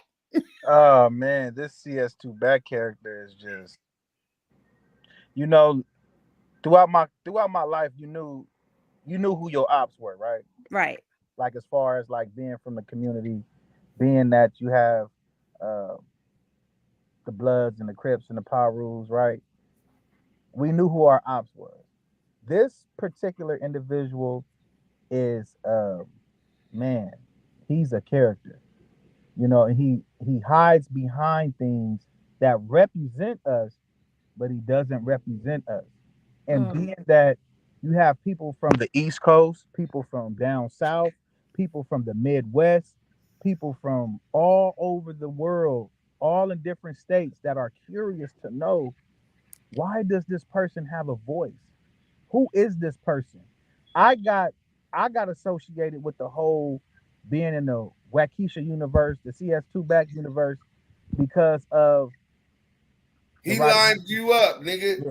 Whack lined him up on Stop Clubhouse. tap dancing. Come on He now. lined me Tell the up on story. Clubhouse with I Roddy didn't know Rich. how Clubhouse worked at the time. I was fresh on there, trying to network, trying to build myself up as an artist. I was just doing, meeting people like how me and Deuce M's met on Clubhouse, and the fact that he knew I was green to it, and he was like, I was in a room talking to somebody about like somebody said like, oh man, you from Compton? I'm like, yeah. They like, where you from? I'm like, I'm from the Wilmington Norm. They're like, oh man, I know some niggas over there. And I'm like, who? And they named one dude, and I said, oh man, he ain't no good. And they was like, oh, what do you do? I said he told on somebody, and they they booped him about the hood. He snitched. So somebody was like, oh man, so is Roddy Rich from over there? And I was like, nah, he ain't from over there. He from like Westchester type shit, like in LA, deep in that, like on that type of side. Westchester is not deep in LA, so stop it. Not West, wherever the man West. I don't Shout out even know. Westchester. I don't know where the dude from. I'm gonna be honest with you. I don't know where he's from. I never heard of him until music. But long story short, I was telling the dude that knew mutual homies who snitched or whatever, and they asked me about Rowdy, and I was like, man, I never met the dude until he started doing music, and ran away from home, and lived with the dude that I was used to be in a group with. He ran away from home because he didn't want to wash dishes. He didn't want to listen to his stepdad, and he ran away from home. Spoiled little brat type shit. You feel me? Right. And after that, I ended up meeting him through the dude I had did music with. He was like, yeah, man, he do music and stuff. I'm like, oh, okay, that's cool. Mind you, I had turned down a deal. Mind you, I already had a certain way of how I did music, like a certain style. My but whole hold yeah. on. When the thing messed up, you didn't get to talk about when you was offered that deal. Could you take off and tell us a little bit about that deal as it's pertinent to what you're talking about right now? Right. So the deal was offered to me with the guy that had Roddy Rich. His name was Bird, and through Sony record label. In the contract it stated they owned everything. My mind, my likeness, my thoughts, my mute, everything. They owned everything, and it was negotiated between both parties. The guy who was to connect to Sony and Bird, they were they could basically say we could keep them, take the money and shelf them. It was a lot of stuff in that contract. It was like a thick little pamphlet. And I said, I don't know what this contract is. We was at El Paso Dory's in Carson, California, at a Mhm. restaurant, and we was all sitting at the table with the connect to Sony and everything. So I took the contract home. At the time, I was dealing with mindless behavior. I had some associates with mindless behavior R&B boy group out here in LA. I took it to this guy. He let his lawyer look over it. His sister also did a lot of paralegal work. So they all looked over the contract and was like, hey, man, if you sign this, you're going to be in some shit. Have them renegotiate some things. Have them redo a lot of this stuff. If they can do that for you, you could get in a better stance. If not, they're trying to fuck you. And I took the contract back. They highlighted a lot of stuff. I asked them, can we tweak this? They said no. One of the dudes said, we could get anybody, I get anybody to sign this. And they did. They ended up they didn't get anybody. They got Roddy Ricch to sign a contract. It wasn't identical because his stipulations was way better than mine, Mhm. you know. And moving forward, after I turned the deal down, they got Roddy. He ended up, using my style. And there you have the story of him, how he was birthed. Fast forward, Clubhouse. the clubhouse situation. Again, he was basically one of those industry plants. Like I was telling the dude, like, yeah, Roddy Ricch ain't really from our community. He's just the mascot, bro. Didn't want to gang bang. He wanted to just do music. And the dude that told Roddy that he needed to be from the hood was basically saying, the industry saying you need a backstory. You don't have a backstory. We got to give you one. You got Mhm. to So get it's put more on to of a make it look official. publicity stunt. You got to get put on to make it look official. At that time, I was in my community and I heard it. We politicking. I'm politicking with one of the older homies. He's standing there with me. Roddy comes up to me and him and says, look, he basically started damn near crying, like, I don't want to do this. I just want to be a rapper. I don't want to deal with no politics. I just want to rap. I said, I respect you for that. Don't be from the hood. I'll support you if you don't be from the hood. Mhm. Because you're not ready for the politics. Right. I look up, old boy grabbed him and said, listen, you just got to get a little put on. This is going to be nothing. You're going to be good after that. He got a little fake 3-second put on. Dude told the little homies don't hit him in his face because he got interviews tomorrow. They follow suit. Right. It was like they kind of like went body, like not slap box, but like hit each other in the chest type shit. You feel me? And he ended up getting the fake put on. I look up, he Wilmington Norm Park Village out the game. I'm like, what? Like, and I'm politicking. This me and a few other dudes. We really politicking on him. So he stopped coming to the hood. He was scared. He didn't want to come around us, and then all the bullshit start happening. You know what I'm saying? Like Wack end up hearing about the whole thing. I was on Clubhouse talking about it to a dude. I forgot the dude name, but we was like it was called the Clubhouse Shade Room. Okay. And Wack came in there like, hey, you know Roddy Ricch? I'm like, yeah, he's from my community. I could get him on the phone right now. Mind you, I hadn't talked to Roddy in like 2 years because they were keeping us separated. Mhm. They kept us separated. He wouldn't come to the community. And when he came over, he'd be with the family that put that dude Freddie Sanders in jail, by the way. Oh. That family put my homie Freddie Sanders in jail. He's innocent. So Roddy was attached to the family that had a bad name in the community. But because of money now, everything's okay. But long story short, Wack found out about the situation. Mhm. He got Roddy on the phone. I was politicking on my homies, like, get Roddy on the phone. Let me politic with him. Let him know what it is. They didn't want to do that. Wack get him on the phone. Wack do it out of clout. He didn't do it because he genuinely wanted to get a situation resoluted. He wanted clout from it, which he did. Right. So he coaching Roddy the whole time on what to say, how to say it on Clubhouse. Mind you, I'm not knowing how rooms are set up. I'm getting muted every time I ask them questions. They muting me, all type of shit. I'm mad. I'm like, man, why y'all niggas keep muting me? Like, what is like? I don't know what's going on. So he's saying all type of bullshit, high powered bullshit. Like, you ever touched $1 million? Like saying all type of, like, I'm asking them questions like, nigga, you ain't did nothing for the community. We got real homies in jail, homie. Like, and at the time I didn't mention Freddie because I didn't know the whole story of it all. Right. I didn't even know the people that I was hanging around this whole time worked with the police to help put him in jail. I didn't know none of this shit. I knew of something of it, but nobody was telling me the in-depths. I really had to call brothers and families and moms and and other dudes that don't come around no more because they discussed it with the individuals that hang over there. I really had to get them on the phone, and it took years. It was taking years for me to contact them. But again, Wack knew the situation. He was already pre-knowledge of it because the dude that I was in that group with, that family, he would talk to him. He was talking to him directly, and they would share all type of information. They lined me up on Clubhouse. It went super viral, millions of views. Everybody was like, "Oh, you a hater. You just trying to extort them. You wanna be Roddy." I'm like, in my head, I'm like, what the fuck is this shit? Like, y'all really don't know. I'm thinking I'm sharing my story thinking people really care. Man, they don't give a fuck. They already believing because he's in the industry. I'm not in the industry like that. And he's like, and I'm like, this has nothing to do with what I'm talking about. You know what I'm saying? He basically started some shit between you and Roddy. He didn't start no shit. He just he put the shit to the next level. I'll say this. Roddy was innocent to the whole situation until he said, fuck you and whatever it is you talking about. He basically turned a blind eye because somebody in his circle said, fuck me. He said, fuck me. So when he found out about the person that lied and the person that snitched that's in his community, in his little camp, he said he don't care about none of that and kept promoting that person in his videos, promoting them like they're like a real stand-up individual from the community. And everybody like, shit, fuck it. So what that dude told? So what he snitched? He with Roddy Ricch.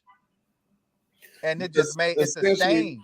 Yeah, and he was saying Bird name, but essentially they lined him up, and I know for a fact because at that time Wack was trying to woo me over. He was trying to recruit me, right?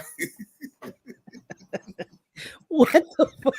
I swear to God. Whoa. So look, yeah. So he tell me, he say he back channel me on Clubhouse. He said, "Hey, get ready. It's about to get weird," right? In my back channel. So I'm like, oh yeah. So you want me to record? He said, you better record, right? So I said, all right. And then he went and got Roddy Ricch, brought him on Clubhouse. He talked about everything. And Yael like, man, nah. He said, so you said I ain't from the hood? He said a 3-second put on. Are you serious? You couldn't even get hit in the face. And he said, have you ever touched $1 million? He said, wait, first we still talk about your put on. Have you ever touched $1 million? Well, I got what he said. I just made the Forbes. This and that. My daughter, I gotta go pick my daughter up and went out. Right? My son, he was like, I gotta go pick my son up. My son. Y'all could play on Clubhouse. Like it was all calculated, and I was Henny. I was so took back. I didn't know what the fuck happened. Mind you, I knew nothing of Clubhouse. Deuce M's, he knew, but he didn't. I don't think he knew what was fucking happening. No, all I knew was it was finna get weird. I didn't know what weird meant at that time. That's what CS2, but not just that, not just the whole Roddy Ricch thing. After that, I started attacking him because he was egging the shit on. Right. And then I was. Well, he was really attacking you at that time. You wasn't on offense. Yeah, he was attacking me at that time. Like, and then when y'all finally said something, then that's when he lined him up again with Loose Coochie. Tell him that story. Man, listen. Oh, man. He lined me up with exclusive. Henny got the content tonight. So he lined me up with Loose Coochie, man. This clown got in my inbox talking about he was this big producer. Like I said, I never met this dude. Met him through Instagram. We connected. In my mind, I thought, an enemy of my enemy is a friend to me. That's what I thought. No, he was sent by the rat himself, Master Splinter himself. Remember, that clown. He had a diss song against Wack 100. So Yael asked him, "Hey, look, man, I don't fuck with no rats, and I don't fuck with Wack 100. Oh, no, I don't fuck Wack. Wait. Pause. Yep. You had a diss song against Wack? No. Loose Kid. Yeah. Yes. Whoa, Loose Coochie. Ashley got a diss song against Wack. Somebody find that song. So Somebody go Ashley, find it. so basically Ash, we gonna call him Ashley because he's a bitch, right? So That's his middle Ashley name, though. Ashley got up under me, had me believing like he didn't fuck with Wag, he don't fuck with snitches, he stand on real business. And I'm like, okay, you seem cool. I'm building rapport with him, getting to know him. He faked like he had Don Tolliver. Y'all know Don Tolliver, right? No, Don I Tolliver don't. is like a singer out of Texas. And Okay. he had he faked like he had Don Tolliver in a group text with us, kind of like how he was doing Fino. Lady Fino. Like, listen, he faked like he had Don Tolliver in a group text with me. Like, oh yeah, I can't wait to meet you, bro. We gonna work. We gonna go to Las Vegas and record in the Las Vegas studio, and we gonna go to Whack 100. So I'm like, nah, I don't fuck with Whack. He like, oh, well then we could go to a different studio. I like that he was sending little signs, but I didn't catch it. Like when he mentioned Whack, I'm like, nigga, I don't fuck with Whack. Like the fuck. Right. Long story short, he I had a situation where I was living and it was getting real bad. Like my living situation I got real bad. And I basically told Luke's like, listen, bro, I got a lot going on. A lot of your movements is very inconsistent. I really need to fall back and focus on what I need to do. He was like, oh no, bro, I got you. I got you, bro. We gonna do this TV show. Man, I want you to be a part of it. No, first he said the tour. Oh, he had the fucking 21 city tours. It's supposed to be Dre, Lil Durk, all these artists. We were supposed to go on tour. He got the IBM merch. He got the bunk ass fake security guards. All this weird shit. Like, and I'm like, dude, I'm thinking in my head, and I'm asking the dude, like, hey man, is this shit real? Like, cause it seemed like it's a lot of inconsistencies with the fuck he's saying. Like, I'm giving him the benefit of the doubt because I don't know him. And Right. I'm thinking like it's real, but it's not. It's fake. It's a play to line me up. Long story short, after the whole, he say there was a shooting that happened at one of the concerts. He used all that information to say Because this is why we I'm could. pressing. I'm taking over the manager stuff for Yael. He like, yeah, whoopty whoop cities with Lil Durk and this and that. I said, oh yeah, tell him to give me the tour date so that we can make sure we set up security for you for those dates that you go or whatever and take out the money and all of that type of shit. And he was like, all right. So he messaged them, hey, send me a list of the tour dates and all of that, and then we'll come up with the contract to make sure that you contractually obligated. Right. And he wouldn't send it to me. We on Never. Clubhouse celebrating like, man, Yael, this finna be your chance, right? You deserve it. All of this shit, right? Not knowing this little Scoochie Ashley, right? So what happened, y'all? So Wait. CJ wants to know, why was he setting you up like that? Because I'm gonna he tell had you finally stood back up to Whack. Because because he I didn't didn't. have no problem. You know what I'm saying? He didn't get on Clubhouse for that, but he finally went up against Whack, who was defending Bird and the family who's supposed to told on Freddie Sanders. So he's Lied. They didn't snitch. They lied. lied, right? That lied on Freddie Sanders. So he's standing up now. Nah, that's my homeboy. Fuck all y'all. Y'all call me a hater, call me whatever y'all want to. This and this and this and that. And so word is that Roddy Rich told Whack 100 for him lining up Yael, his artist is gonna get a free Roddy Rich verse. Right. It was confirmed one day. One of my homies was in the studio. I'm not gonna disclose his name, but he was in the studio with Bird, bitch ass. And Bird was on the phone with Wax saying, like, nigga, if you don't do this shit to Yael, like if you don't, do the bullshit, I'm not gonna give you that verse. And So I'm like, he did this for. Did the verse ever happen? no. Of They course. basically was trying to smut me. I don't even know how you can smut me. So long story short, the tour never happened. They said Ashley got into a group text and said, listen, we could do a TV show worth 250,000 and this and that, or we can try to do our own thing with the music. If y'all want to do the show, let me know. I'll send you the locations. We could do a show. We could get paid after the show was aired. I said, I'm open to it, but I got a lot going on. Let me get back to you. He was like, well, you could just pull up to it. You could just if you ain't owning that, just pull up and see how the vibes feel, how you feel the vibes of it. I pull up by myself. Every time I pull up by myself.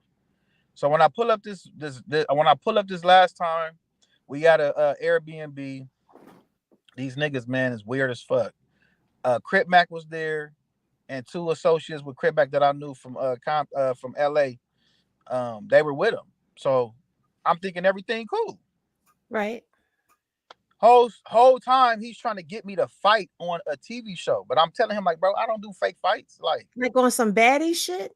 Yeah, I'm like, I told the nigga, I'm like, bro, I don't fake fight on TV shows. What are you like? Who who run fake fights, bro? I don't do fake. I really fight niggas, bro. What is you talking about? He like, nah, man, it's for the show. I'm like, nah, bro, I'm cool. I don't do that. So he see me standing my ground. He sends one of his flunkies to be like, yeah, y'all, L, you have reposted some dude on Instagram, man. We supposed to be a team, and you reposted a dude that's all bad. And I'm like, who all bad? He like, he was talking about a dude from Compton by the name of G Uno. You heard him, dudes? So he was like, I said, well, bro, I will never make my brothers look bad. If I reposted somebody that was a snitch and I didn't know, my bad. Like, I apologize. Right, No, right. I didn't know he was a rat. I stopped reposting the shit. So I'm thinking in my mind, like, okay, shit, well, good looking out for letting me know. And then one of the niggas slipped up and said, yeah, I been had the paperwork on him. Well, if you had the paperwork on him, why you never showed it to me? Like, why you never told me? It was like a lot of small intricate shit that wasn't being elaborated, but they were running by it. But long story short, he was like, yeah, man, and I got DP'd before for doing some weird shit. So, niggas get DP'd and niggas, we brothers, we supposed to talk. I'm like, listen, homie, if you feeling some type of way, we could do whatever you want to do. Bro swung and missed, and I two-pieced him. This is the first time we at the show. Yeah, we squabbing. I boom, bam, sock his ass in this shit. He dug. I'm socking him. I grab him by his braids. I'm punching him. We on the balcony. They pull me in. They like, get him off him. They telling the niggas to get me off of him. So when they pull me off of him, he try to like rush me. I grabbed him and slam him on his neck. Like, nigga, bitch ass nigga, what is you doing? Like, nigga, calm your ass down. So I get up. He fall on my shoulder. My shoulder is kind of sore. So I'm like, in my mind, I'm like, man, what the fuck is going on? We stop. I take a shot of Henny. I'm chilling. Not me. A shot of Henny. I'm chilling. Not I'm me. like, in my mind, I'm like, man, I'm about to go home. This shit weird. These niggas weird. I'm about to leave.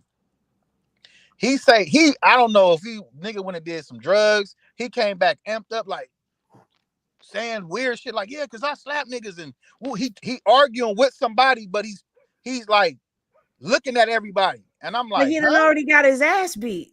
And I get up out the chair, like, hey, what? And I'm trying to figure out, like, man, what are you talking about, boy? Didn't we just have a squabble, bro? Like, we just got down. What are you talking about? He said something, and I just said, you know what? I just fired on him. Boom, bam. He ran, turned around, grabbed me. He grabbing my shirt. We swinging. We hitting each other. He's grabbing my sweater. We wrestling and shit. He finally get me, and he get me to the ground. And then as he get me to the ground, I roll over and cover up because he's on top of me, and he's swinging. So I'm like, man, get me up. Let me get up. Like, y'all supposed to be cool with me. Let me get up and squabble him up. They like, nah, it's over.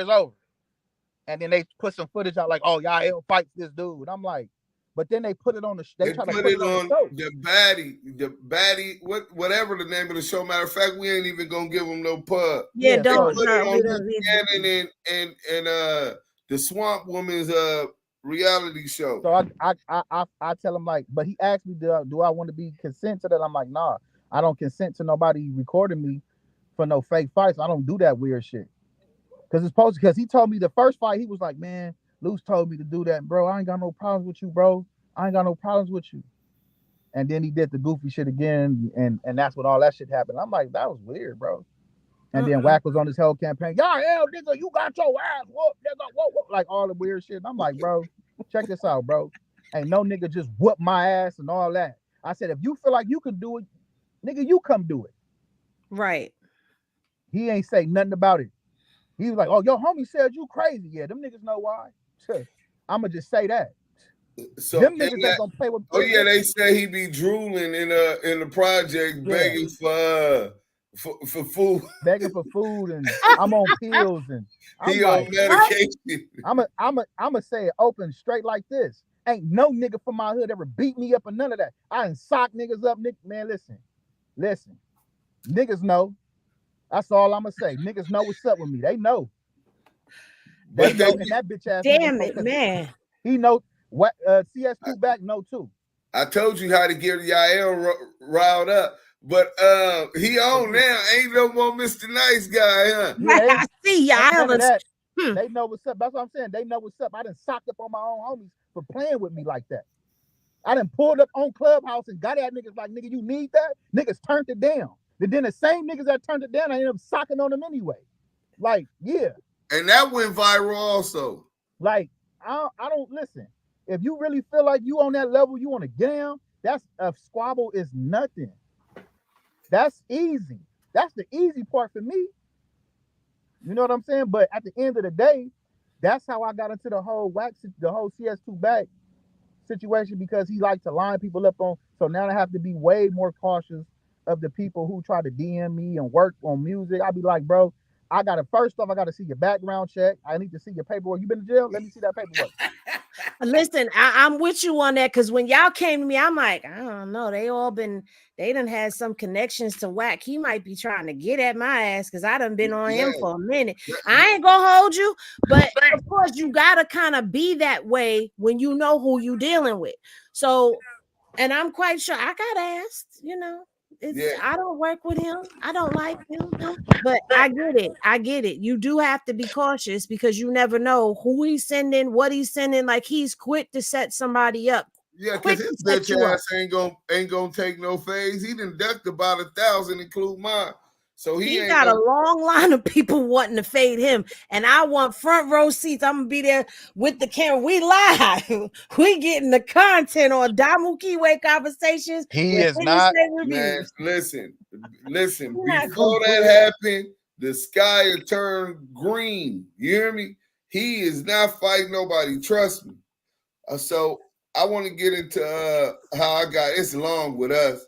So I got on Clubhouse with a Brim from New York and another blood from New York named Corey King, and they were upset that a West Coast blood who they considered a big homie because he's from LA, but he's not from LA. He's like Valley, right?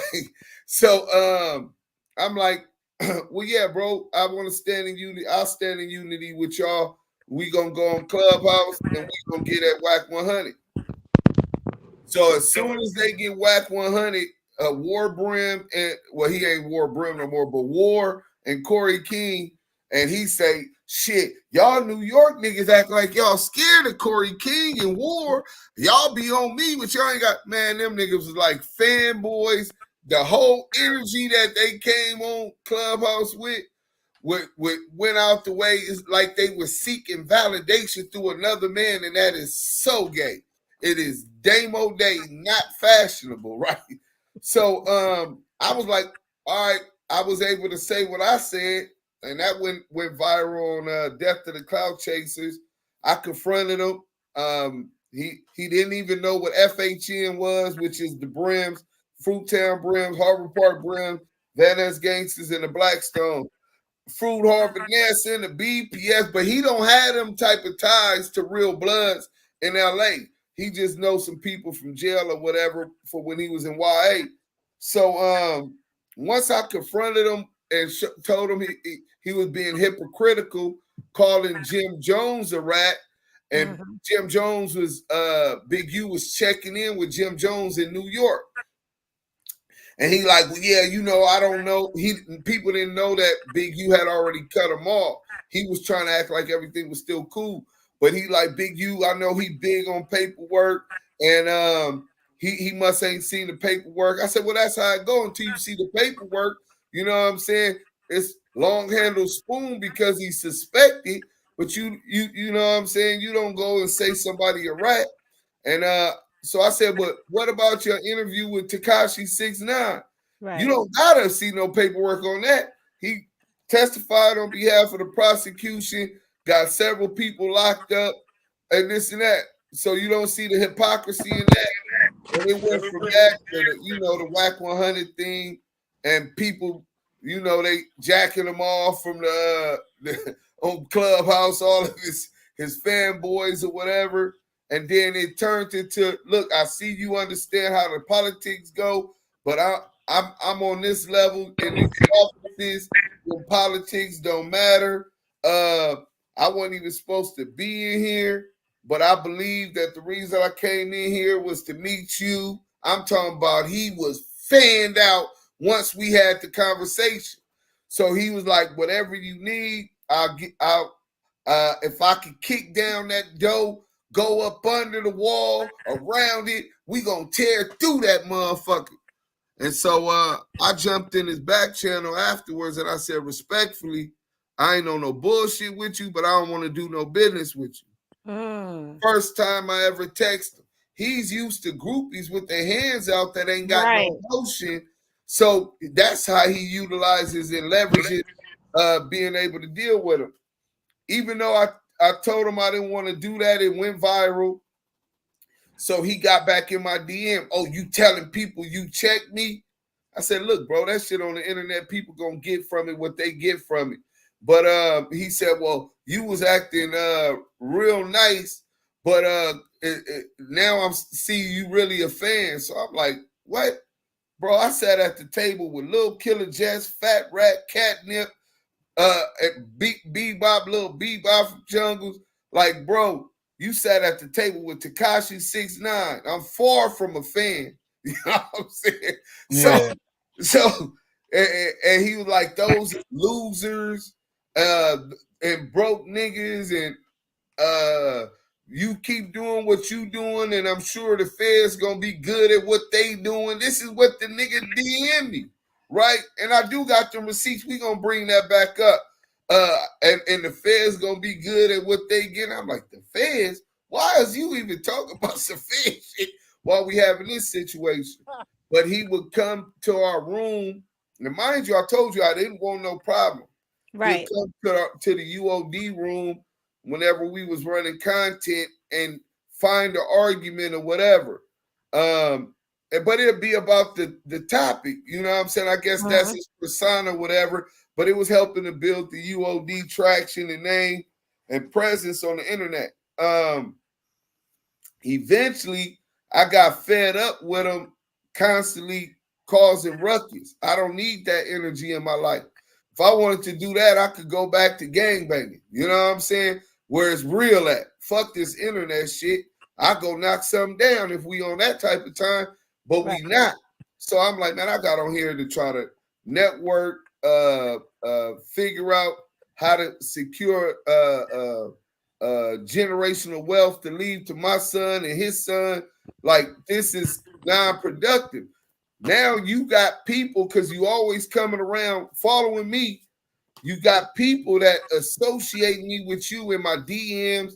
Oh, you rat ass nigga. You fuck you and Tekashi 6ix9ine and Whack 100. I done told this nigga I don't want to do no business with him, but he coming into my space and he's claiming Paru. I'm obligated to give a certain amount of respect to him banging Paru, especially from our generation and still being alive. You know what I'm saying? But now you got Crips in my backpack, New York niggas from Rap-A-Lot, Mob Ties, and all kind of niggas talking shit to me like I'm really fucking with him like that. So I said, it's time to separate this, and I called him out for a fade. You know what I'm saying? I made it a reason. Well, first he stepped on, I had a Crip back under contract for a fight. And so he stepped on my toes once he seen my contract and went and announced Blueface want to fight Crip Mac. That was it. Now I'm looking for a reason. Your hating ass trying to step on my chucks, right? Blueface ain't want no smoke with Crip Mac. We already saw when they passed each other in that hallway. But Crip Mac ain't got no hands. It's terrible. I know his history. He ain't got no hands like that. And that's terrible. He's uncoordinated. But it would have still been a great opportunity for some money. So after that, I got hot. I said, tell that nigga what's up with the fade with Duse Sims. So they went while he was announcing the Blueface fight. What's up with the fade with Duse Sims? He kicked the dude off the stage. So when I seen him, I say, why you kicked my man's off your stage? He like, I don't know what you talking about. I ain't been on Clubhouse. I ain't opened a room in a week. He was scared as hell, right? I said, damn, this nigga really a pussy, right? So I said, nah, bro, you doing all this bullshit. You in New York business, you in Rap-A-Lot business, you in Crip business, nigga, fuck all that shit. So he like, well, Lamonte, if you want to get down, that ain't nothing. We gonna get out. I said, okay, that's what it is. I said, everybody like, that's what it is. So no more talking. We just gonna make it happen. The nigga texts my phone, a 250,000 good enough for you? Say yes, and we locked in. I said, well, shit, I got my own platform. I was going to do it for free and just whoop his ass pay-per-view on livestreamers.com. So whoop his ass for the culture. For the culture, right? And I said, but if I say no and try to make it go to my shit, he gonna back out. So I said, yes. He said, oh, your broke ass just want a bag.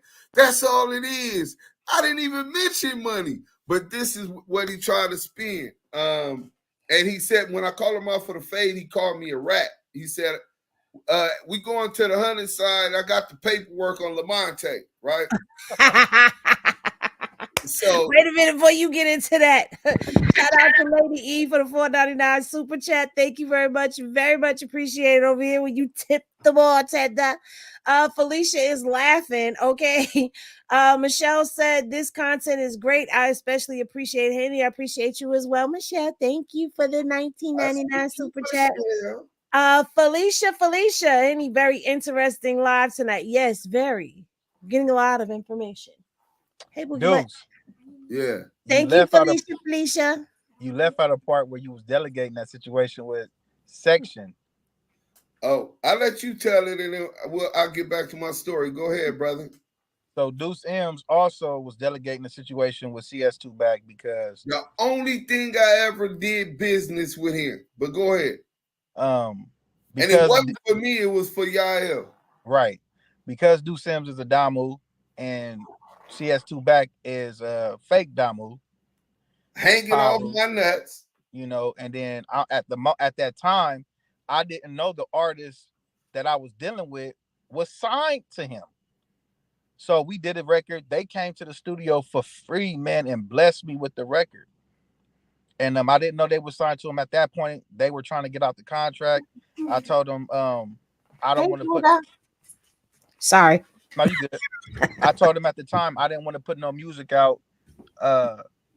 Anybody dealing with CS2 back, and they were signed to the CS2 back.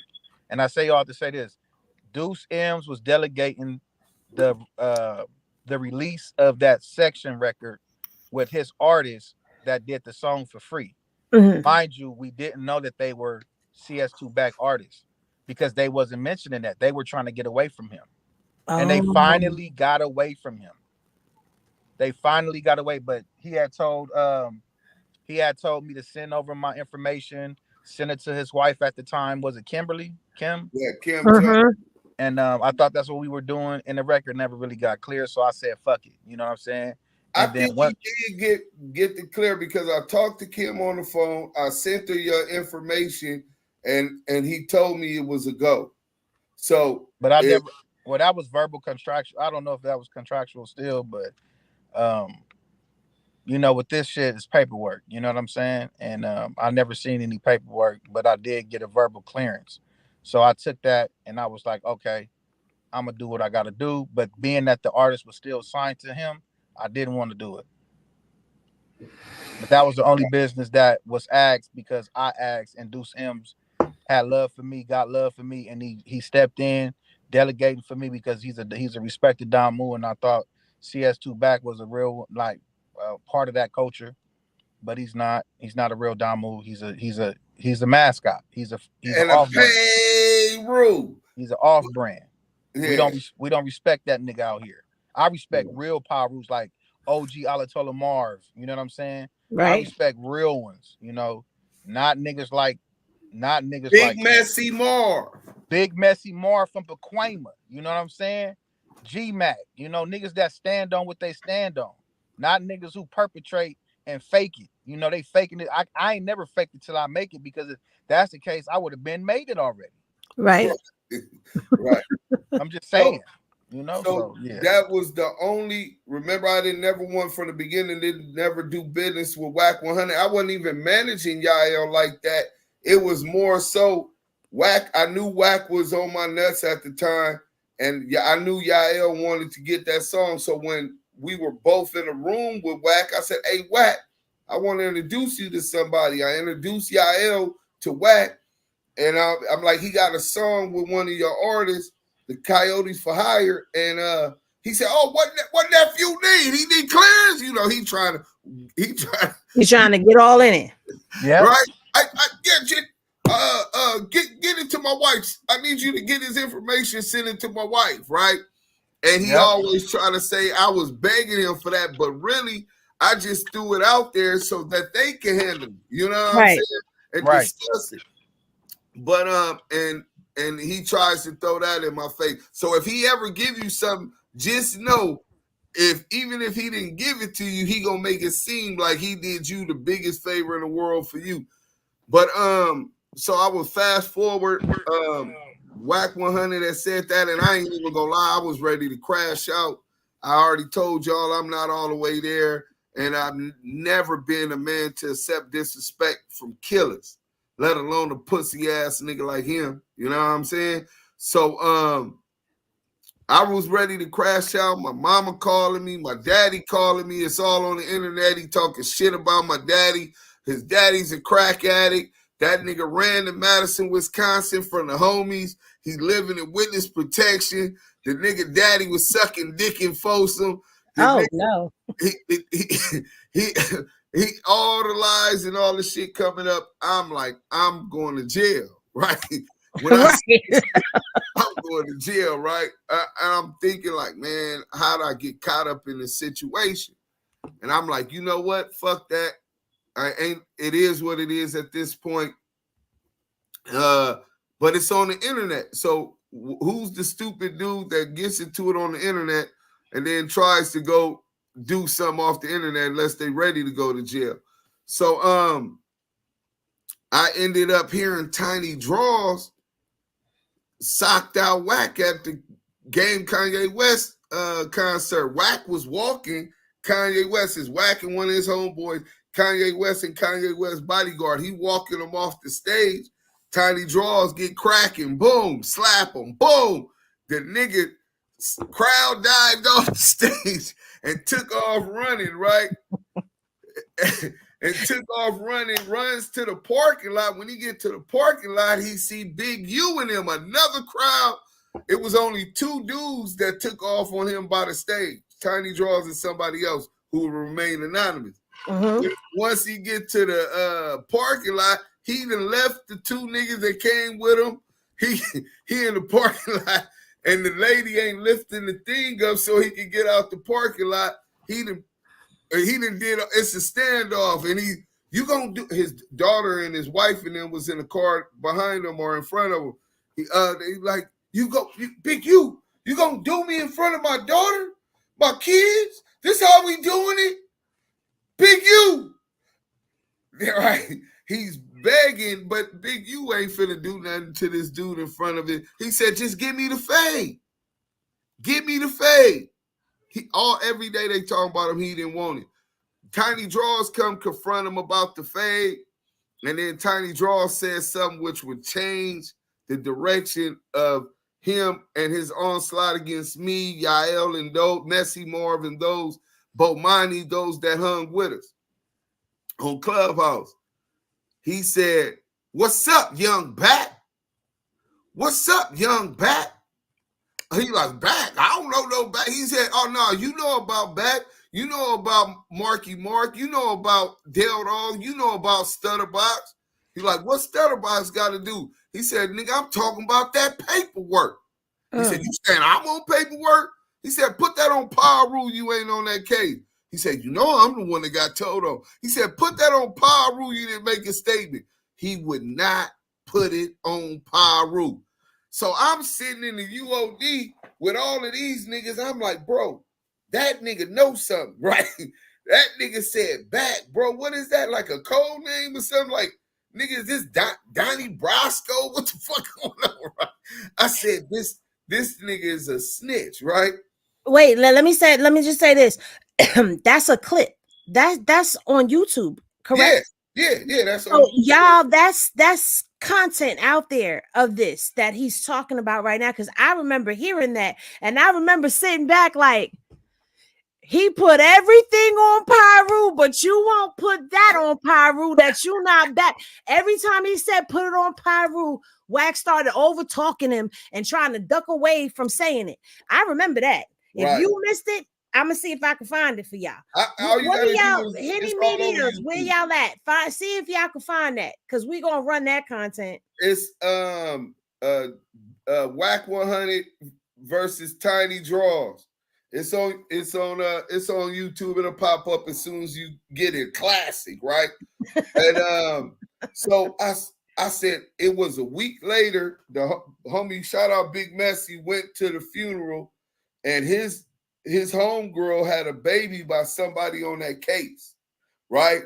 And he called me. He's like, "Hey, bro, remember I told you my homegirl had a baby by somebody on that case?" I'm like, "Yeah."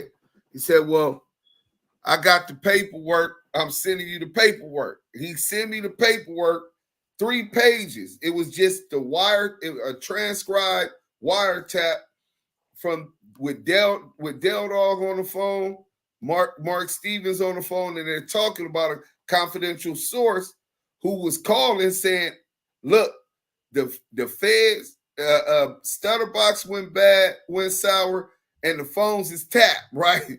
So if you know the phones is tapped, first of all, how do you know that the phones is tapped? Right.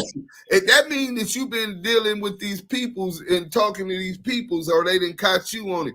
And then why would you call me if you know that your phone's tapped for sure? Right. Get off my phone. Yeah, get off my phone. But Mark Stevens trying to call Del Dog. Yeah, man. I got a. He's like, "What's up?" He's like, "Hey, man, I got a call from CS2 back, confidential source 2 back. No reason should the police be referring to anyone that's not a confidential source as a confidential source, right?" He said, he want to talk. He trying to holler at you. He said, "Box went sour in the phone." He said, "I'm cool on that, brother. What's up with you though, man?" Switch the topic off that name off the top. So Mark Stevens was kind of discombobulated because he didn't expect that. He's like, "Oh, okay. I mean, I don't know, man. I'm just trying to figure out what to tell the dude." Because at first I just thought it was those two on the phone. But before that, Back had called Mark Stevens, and he just clicked over to make sure he could give him the number, right?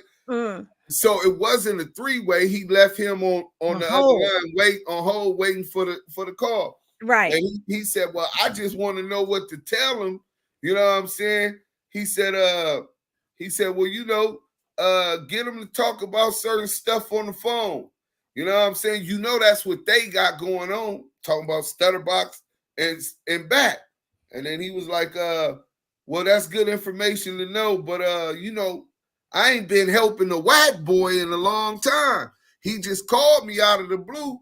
Well, he left messages couple times and text me, but so that's how I go." He said, "Well, you know, nigga probably said niggas going to jail, huh?" And then they both start laughing because they had figured out that this nigga was trying to set them up. Yeah. And so come to find out, when the wiretap started in the Main Street case, that was the first phone call in the wiretaps, right? So I got the paperwork, I flamed him. So half the people on Clubhouse was like, "Yeah, that's him," right? Because he said he saved Shaquille O'Neal and 7 Crips before his big ass mouth. So Always we like, talking. that was the case, Shaquille O'Neal and the Main Street Crips. So it split up Clubhouse, and then he blocked us. our whole side. He went and brought 2 police to Clubhouse. While I opened my room 10 minutes later, he got Greg Caden, Detective Greg Caden, and Reggie Wright Jr. on Clubhouse in 10 minutes. 2 ex-cops is on Clubhouse to prove to us that he's not working within. But how you get people on a call that quick if you don't already have a rapport with them? Right. But even worse than that, right? Greg Caden, he introduced Greg Caden as the lead investigator of the Main Street investigation, which is farthest from the truth. I sent you all of those papers. That paperwork you anyway. did. That's why I made that face and looked away. Show me one time where it says Greg Caden's name. It doesn't. Greg Caden got involved with that case, and I got receipts of that also when I was dialoguing with Greg Caden. When they federalized the Main Street case, they kind of crossed roads with the Tupac and Biggie murder investigation because of Stutterbox being a suspect in the Biggie Small murder. Whack 100 being around with Death Row, not at the time of the murder, but hearsay and things that he's hearing as part of security with Death Row. Right. So after he brought the police, they did a mass block on. If you come on my stage, you getting blocked. If you come on my stage, they had a list of people that he would tell everybody in his room to mass block and report. Right, if you associated with me or the whole team. And then I was like, damn, people just don't want to believe it. And then he ended up, we confronted him, and he was like, ask Mark. No, Stutterbox, he tried to trick Stutterbox and record him and to try to defend what we attacking him with. And let's play Whack talks to Stutterbox, and he played it, right? And Stutterbox told him, like, he said, well, tell me why is they saying, what is they saying I got to do with the case? He said, Whack, they said that you tried to call Dog. He said, I talked to Dog. Hey, Yael, go ahead and do that. Do it, y'all. I talked to Dog. I talked to Hey. I was on the phone, nigga. You talked? No. He didn't ever talk to Dog. He said, I talked to Dog, which was a lie because Dog didn't want to talk to him. He said, no. He said, well, no, it said in the paperwork, mind you, this Stutterbox telling Whack on Whack's recorded call, no, Whack, in my paperwork, it said that you tried to talk to Dog and he wasn't trying to talk to you. He said, oh, yeah. I asked Mark. Mark, the one that tried to set up the 3-way. So now we like, he tried. God, you just admitted, like, right? You just admitted, you dumb. And he put it out and had all of his YouTubers. So we like exposes. We got this nigga. That's you on the phone call. So, he got like a code over there, and they come back and forth. We've been going back and forth for almost 2 years, right? Maybe a little over that. And salute to the whole team that stood up with me, people who defended my name before everything came out of exactly who I really was and all of that. And it's been a lot of people. Hot Girl, Taz Brim, Big Messy, as we mentioned, Bomani, as we mentioned, G-Mac, all of those that defended me, gave me platforms. Alex Alonso on Street TV interviewing me in my set. Because remember, I'm supposed to be in witness protection. So how am I in the projects in my hood and on 37 Drive, where that's headquarters, on the red end, the dead end, but we call it the red end, and I'm supposed to be in witness protection. So they allowed to amplify my voice in the truth against this onslaught. And then I ended up, he said, go ask Mark. Mark knows who did it. Well, I got on the phone with Big U for the first time, and we dialogued. It was issues specifically with the grid program and questions that I had. Once we got over that, and I was satisfied and comfortable moving forward. We talked about another issue with him and my brother in the LA County Jail, and he told me that story, and I'm like, man, what's up with Mark Stevens? He said, man, I'm gonna do this how we supposed to do it. I'm finna get him on the phone right now for an interview and make sure he make sure he let y'all record him. I said, wait. I said, you gonna do that right now? He said, yeah, nigga, I ain't from Main Street. The only reason that Whack 100 is attacking me every day because he knew I had finally read the paperwork and found out he was a rat. Wow. So he put me on with Mark Stevens. Once we did the Mark Stevens, we get Stutterbox on interview Stutterbox, and then we put together a documentary. Once I finished the documentary, I wanted everybody to get it. Big U was like, I got the Checking In podcast and promotion agreement with World Star. Whatever I do for podcasts, World Star gonna put it up for the Checking In. So I'm like, oh, that's good. So once it came down to it, World Star was like, nah, we not gonna do it on the Checking In. We just gonna put it up there as a World Star premiere video. Register your shit. Let me get my. And while you get your register, just to remind those of y'all who don't remember or who are trying to put it together, if you were on Henny Gang, if you on over on IG, I told y'all this already.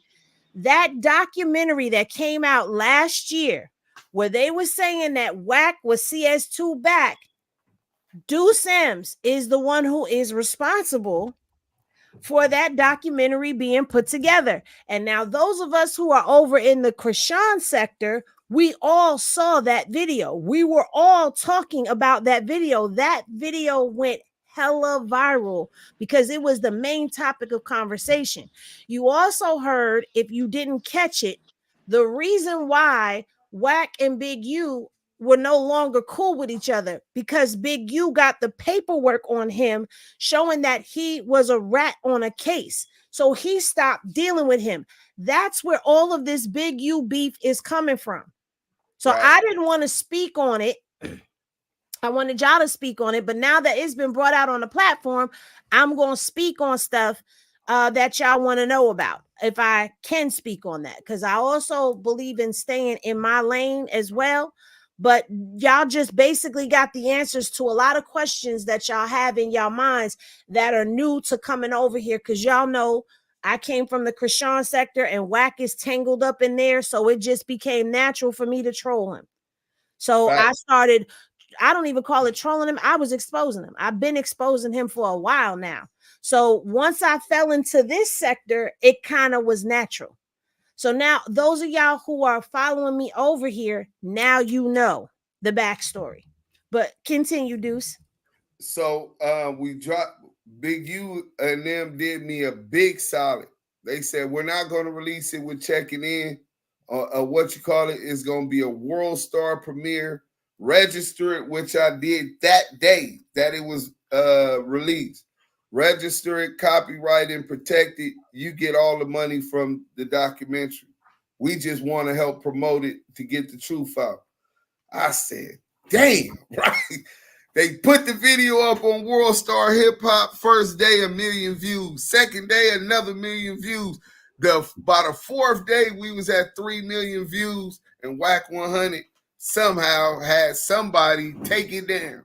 I never received a takedown notice, no notification or nothing, and we will be pursuing all of our legal remedies sooner than y'all think. Trust and believe that.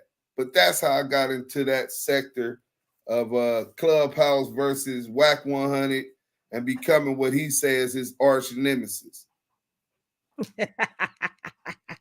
So y'all got the backstory on that. How did y'all come into partnership with Big U outside of the paperwork and all of that? Like, how did this? I think it's our philanthropy and our love for our community. Mm-hmm. I think that I don't know nobody in Los Angeles in my lifetime that's been as instrumental with the philanthropy and the things that he does in the community consistently for over 20 years. right? So looking at him, people might see a gangbanger and listen to the reputation that he had as a gangbanger.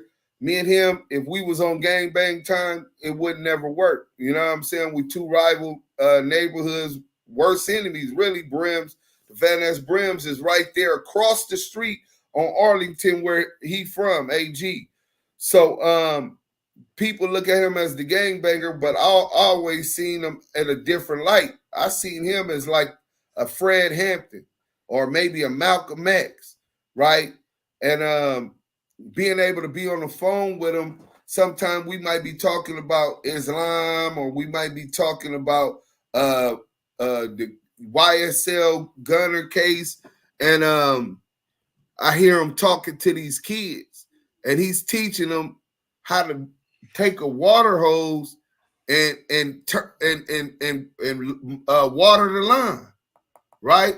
Mm-hmm. Kids the kids telling them they never drink from the water, what you call it, and it was just shocking, right?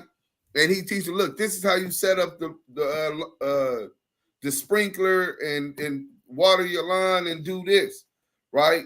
Then I started hearing parents coming to him and I don't have enough money to do this, and my lights getting cut off, and it comes not one person, then it's 10, 20, 30 people, and this man ain't Jay-Z, this man ain't got hundreds of millions of dollars, but he finds a way to help all of those in his community to make it through to the next day. So that's when me and him kind of linked up, and then he had told me, he was like, y'all stand on principle. I'm not doing no interviews unless it's Damu-Keyway conversation. Either y'all gonna be with me or I'm gonna be with them, or I'm gonna be with y'all. You know what I'm saying? And then from that, he plugged me with Splitterillo, which is an old why we doing this? Shout out, you color Yeah, rap. that was coming. United Color Raps. Like, let's get into that. Right. So Splitterillo was an old blunt company or whatever. If you've been smoking weed as long as me, you heard of them. And they came with a new healthier brand, a healthier version of tobaccoless wraps. Mm-hmm. With colors, and it was a perfect merger. Red and blue. Damu's trying to bring together unity. You see the Compton, the Bompton Peace Walk. You see the LA Crip ceasefire talks yesterday or the day before yesterday. It's just the spirit within our community. So I seen, I'm like, this is so perfect for our movement. You know what I'm saying? It just, everything that we try to push when it comes about unity, better in our community, it epitomizes that. This is the perfect strategic alliance. He put me on the phone with AK. Shout out AK, man. Shout out you Color Raps and Cones on IG. And we negotiated. You know what I'm saying? Big U didn't ask for $1 in this deal. He didn't negotiate that deal. He put me in a position with somebody he knew that could help me and that I could help. And I don't have that many followers. My numbers was up, but they went up like they is now, and they continue to grow. But he had faith in me, and he put me in that position. We agreed to a partnership, a strategic alliance with the United Color Raps, now Color Raps and Cones, and they'll pay me X amount of dollars every month. And then they will be coming out with the Damu-Keyway conversation rolling papers. That Nice. brand, I think they already printed up 250,000 bags. And then after the launch, they're going to be promoting that with the Color Raps. So now it merges over. We piggyback off the Color Raps, right? Hey, shout out Zoo Life. United Color Raps are in Jersey. Shout out Zoo Life, man. Zoo Life was just with us in LA. He plugged me with the cameraman. Salute to Zoo Life. I heard y'all did y'all thing out there in Jersey. Like 8 hoods. You know what I'm saying? Salute.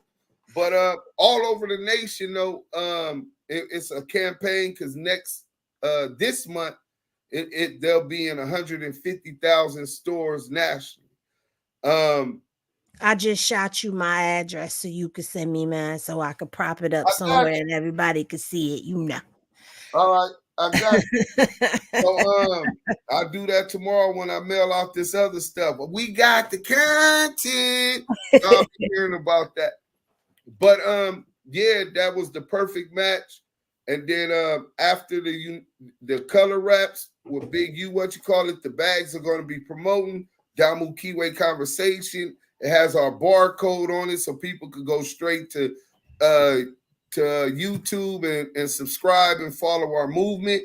So you got 250,000 people that's going to be hearing about the Damu-Keyway Conversation. And then once that growing continues to, once we continue to grow to that point, then we'll be coming with the Damu-Keyway Conversation raps. Okay. So now, Yael, I got a question for you that everybody wants to know. How did you start mastering voices? Oh man, being that I know how to like sing and I know how to do, like I mimic what I hear. Like my ear to hear stuff, like to articulate it and like to do replica of it. You know what I'm saying? So like, for example, like when I'm in the studio and I'm doing like high pitched type octaves, my voice octave will change. Like Okay. from high to low to low. Like it goes, so like I could get my voice to do different tones, you know?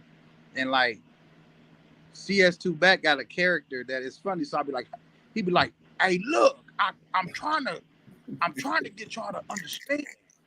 Like that, or I do the fight crib. Like it's like the note, like it's the sound. Like in my ear, I'm hearing it and I'm mimicking it the way I hear it. You know what I'm saying? Okay. So like I just tried it one day. You know what I'm saying? Or like E40, somebody else's work. Like I when I hear certain things, I like, oh, let me see if I can do Love Boys. You know, because I'm a, you know, like it just you just hear it. Like when I hear it, I mimic it. And if I get it to the right tone, if I can get it to in R&B, like in musical, the right key, then I catch it in my ear and I do it. So that's what I was gonna say. Is it like hearing music notes to you? Like it's the pitches of things. It's like I gotta hear it. I gotta keep hearing it though. Like you need to do a cartoon series, y'all. I got the knee. Like you give me like you need to do an animated series. Yeah, I could do it animated. Yeah, I could do that. Like seriously, because you got the voices for it. Yeah, most definitely. Like what is they talking about? Selena that went off the long end and said she wanted a banana. She said banana wraps. She wants the banana wraps. Oh, I didn't see that part. Hold on. Okay. Listen, you know my chat be cutting you up. So I can't put them on the. I can't put them on the screen. Hey, you want a finger or you want a banana? Uh oh. What's the next one? Henny, take a shot. All right. So the digital music that y'all doing, unique music, is who? Explain that. That's Big U's platform.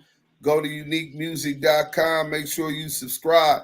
So essentially what it is, it's a multifaceted app that's still under construction, and it's two other apps that's merging with it. So he has that platform, and he got the Go Find It app, and I forgot the name of the other one that they're building, that they're going to be merging with the unique music. It allows distribution like DistroKid would, or CD Baby, or one of the platforms.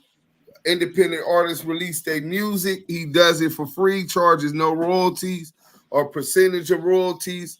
Then you have a space where it's just like Clubhouse.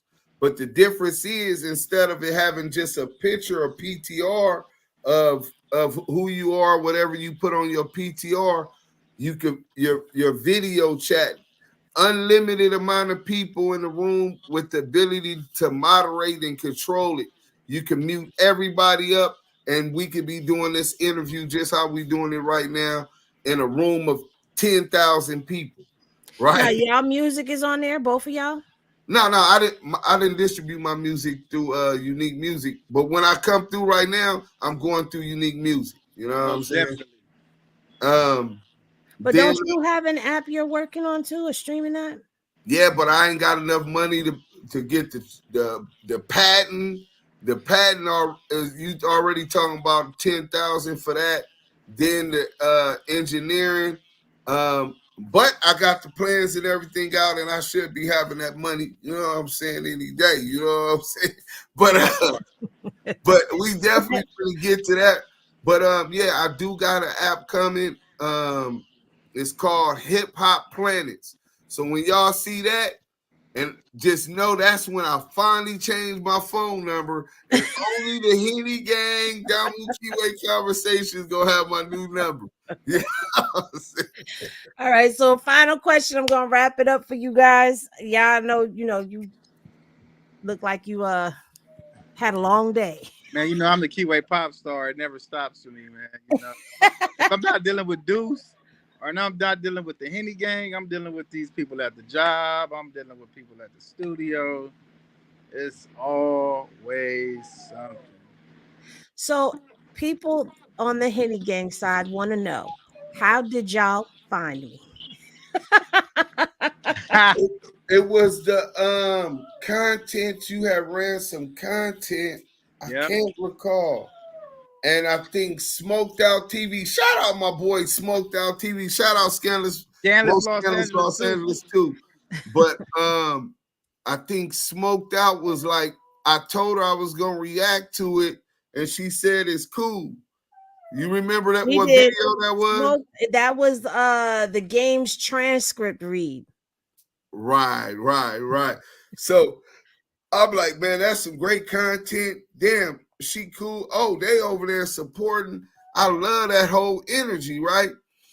And I swear to God, I had a dream like 2 weeks before, and it said you need to get a female to balance out what y'all talking about, what y'all cover. So I was like, damn, that would keep me from staying in the gutter with it and to evolve into a better level, because females don't want to hear all of the gutter bullshit. They might tune in. It was entertaining. Then it's this ain't my thing, right? They want the tea, right? So or the Henny. They want the Henny. They want you to get straight to the Henny. Right. They want the Henny. So then we talk. I'm like, man, that'll be perfect to get her in here. She's articulate, she's intelligent, she's passionate about Krishan Rock. So and she kind of got a hood. She not ghetto, but you can tell she from the hood. And I talked to Yael about it. He felt that. I talked to Smoked Out. I talked to Scanless. I talked to Big U. Everybody fell in love with Henny, right? So hey, niece, give me a shot. even CS2 back fell in love with Henny, right? So I don't want it. I don't take want you it. off the steaks, all right? But I don't eat steaks. Right. But even more than that, the way that we started seeing how hard they would go for Henny. And I said, they love that girl.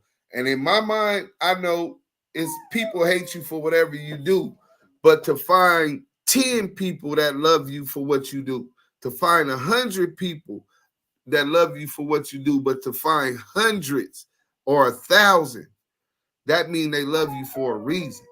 So my whole thing after that was, okay, I understand the business aspect. I understand how this benefits me, but I need to understand why they love Henny. And I got to talk to Selena when she was helping to set up. Shout out Selena, man, for helping Henny out. You know what I'm saying? Taking a little bit of pressure off. For the interview, everything, man. Thank you for setting it up. And she gave me a little bit of her backstory and how she met you and how she went viral and they target her, try to spread rumors, and how you stood up for her and said, I got you, right? And I said, damn, that sounds like what I did with Yael. That sounds like what I did with Big Messy. That sounds like what I did for Bomani and even Big U. They slander Big U name. He wasn't he ain't no internet guy till today. You see, he rarely comes on the internet. You know what I'm saying? But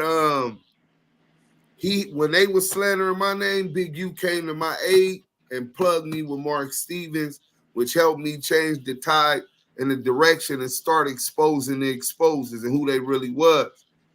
So when you there for me, you can guarantee if you give me 100%, I'm gonna give you 110%. You know what I'm saying? And when Selena told me that, I said, that's what that was the reason why. You know what I'm saying? Because I seen in you that same characteristic to those that you care about and those that rock with you. So yeah.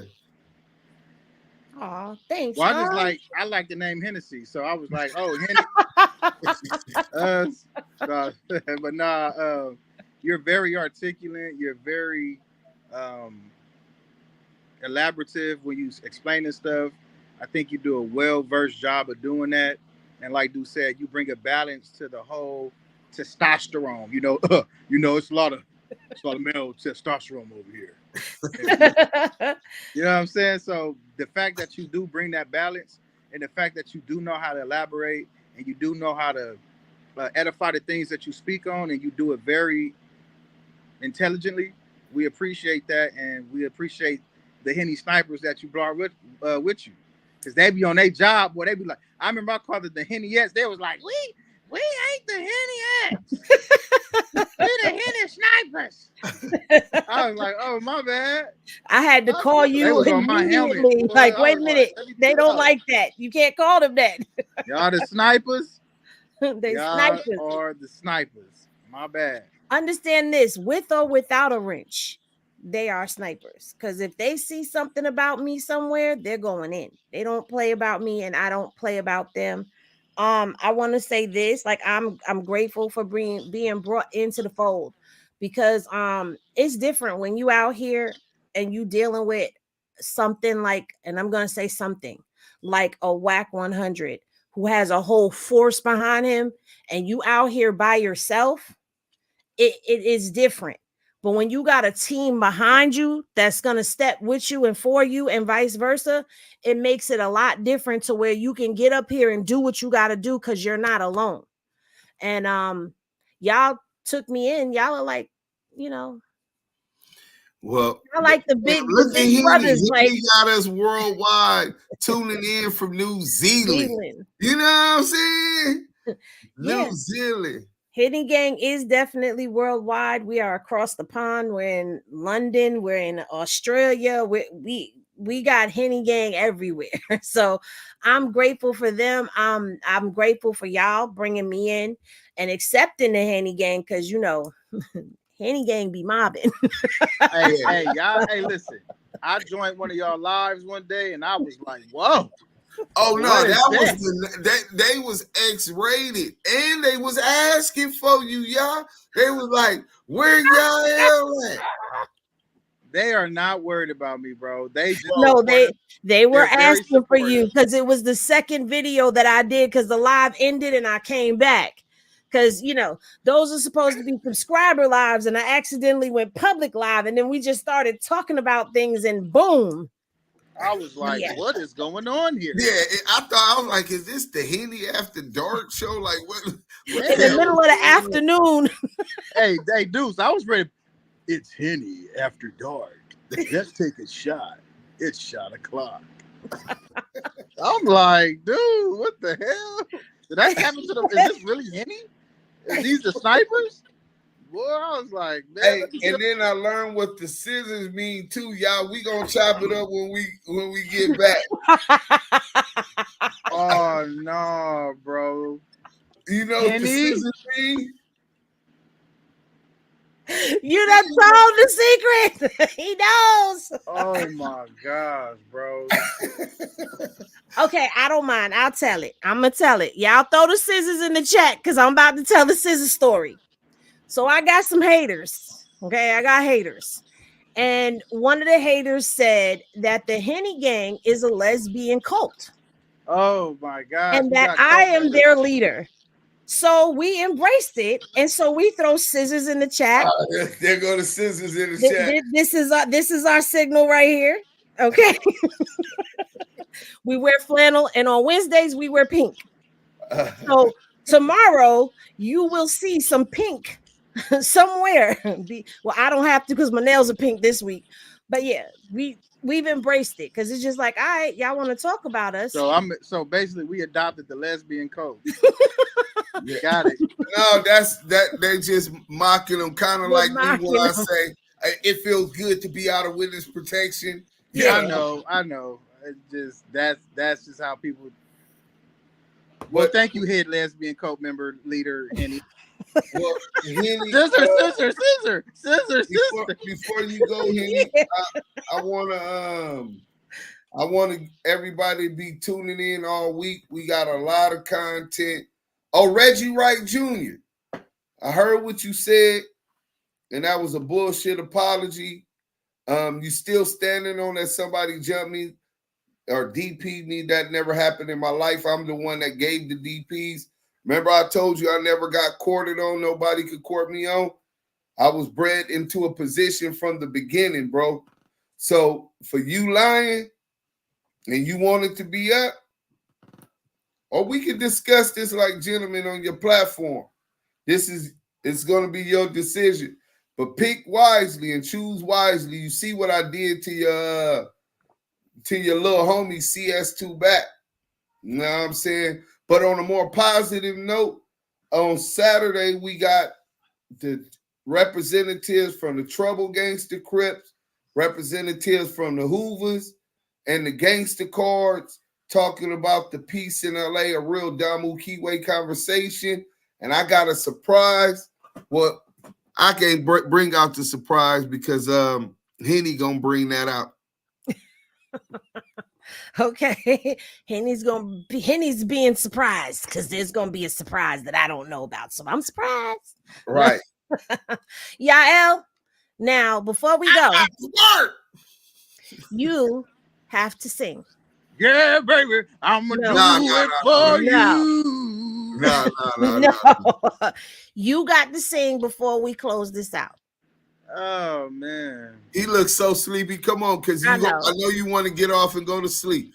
So give us a good one. Bust something real quick, just a couple bars in the chorus, so that the Henny snipers, you know what I'm saying, know how you coming, man. Let me see. I'm not here to break happy home, but I can't help it if it's already broke up. I'm gonna just give y'all that, man. Okay, y'all. Okay. Yeah, man. All right, with your music, y'all music is on every platform.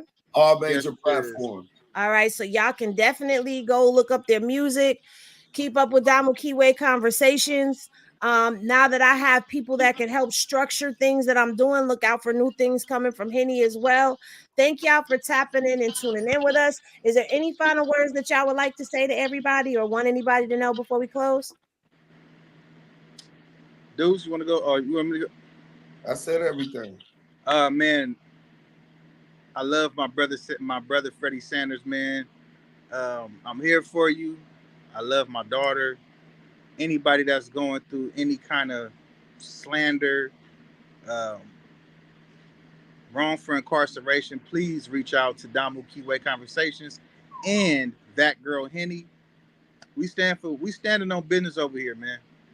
And if you guys are new to the live, or if you guys are new to our faces, you guys new to hearing all this information, make sure you like, comment, subscribe, go tell a friend,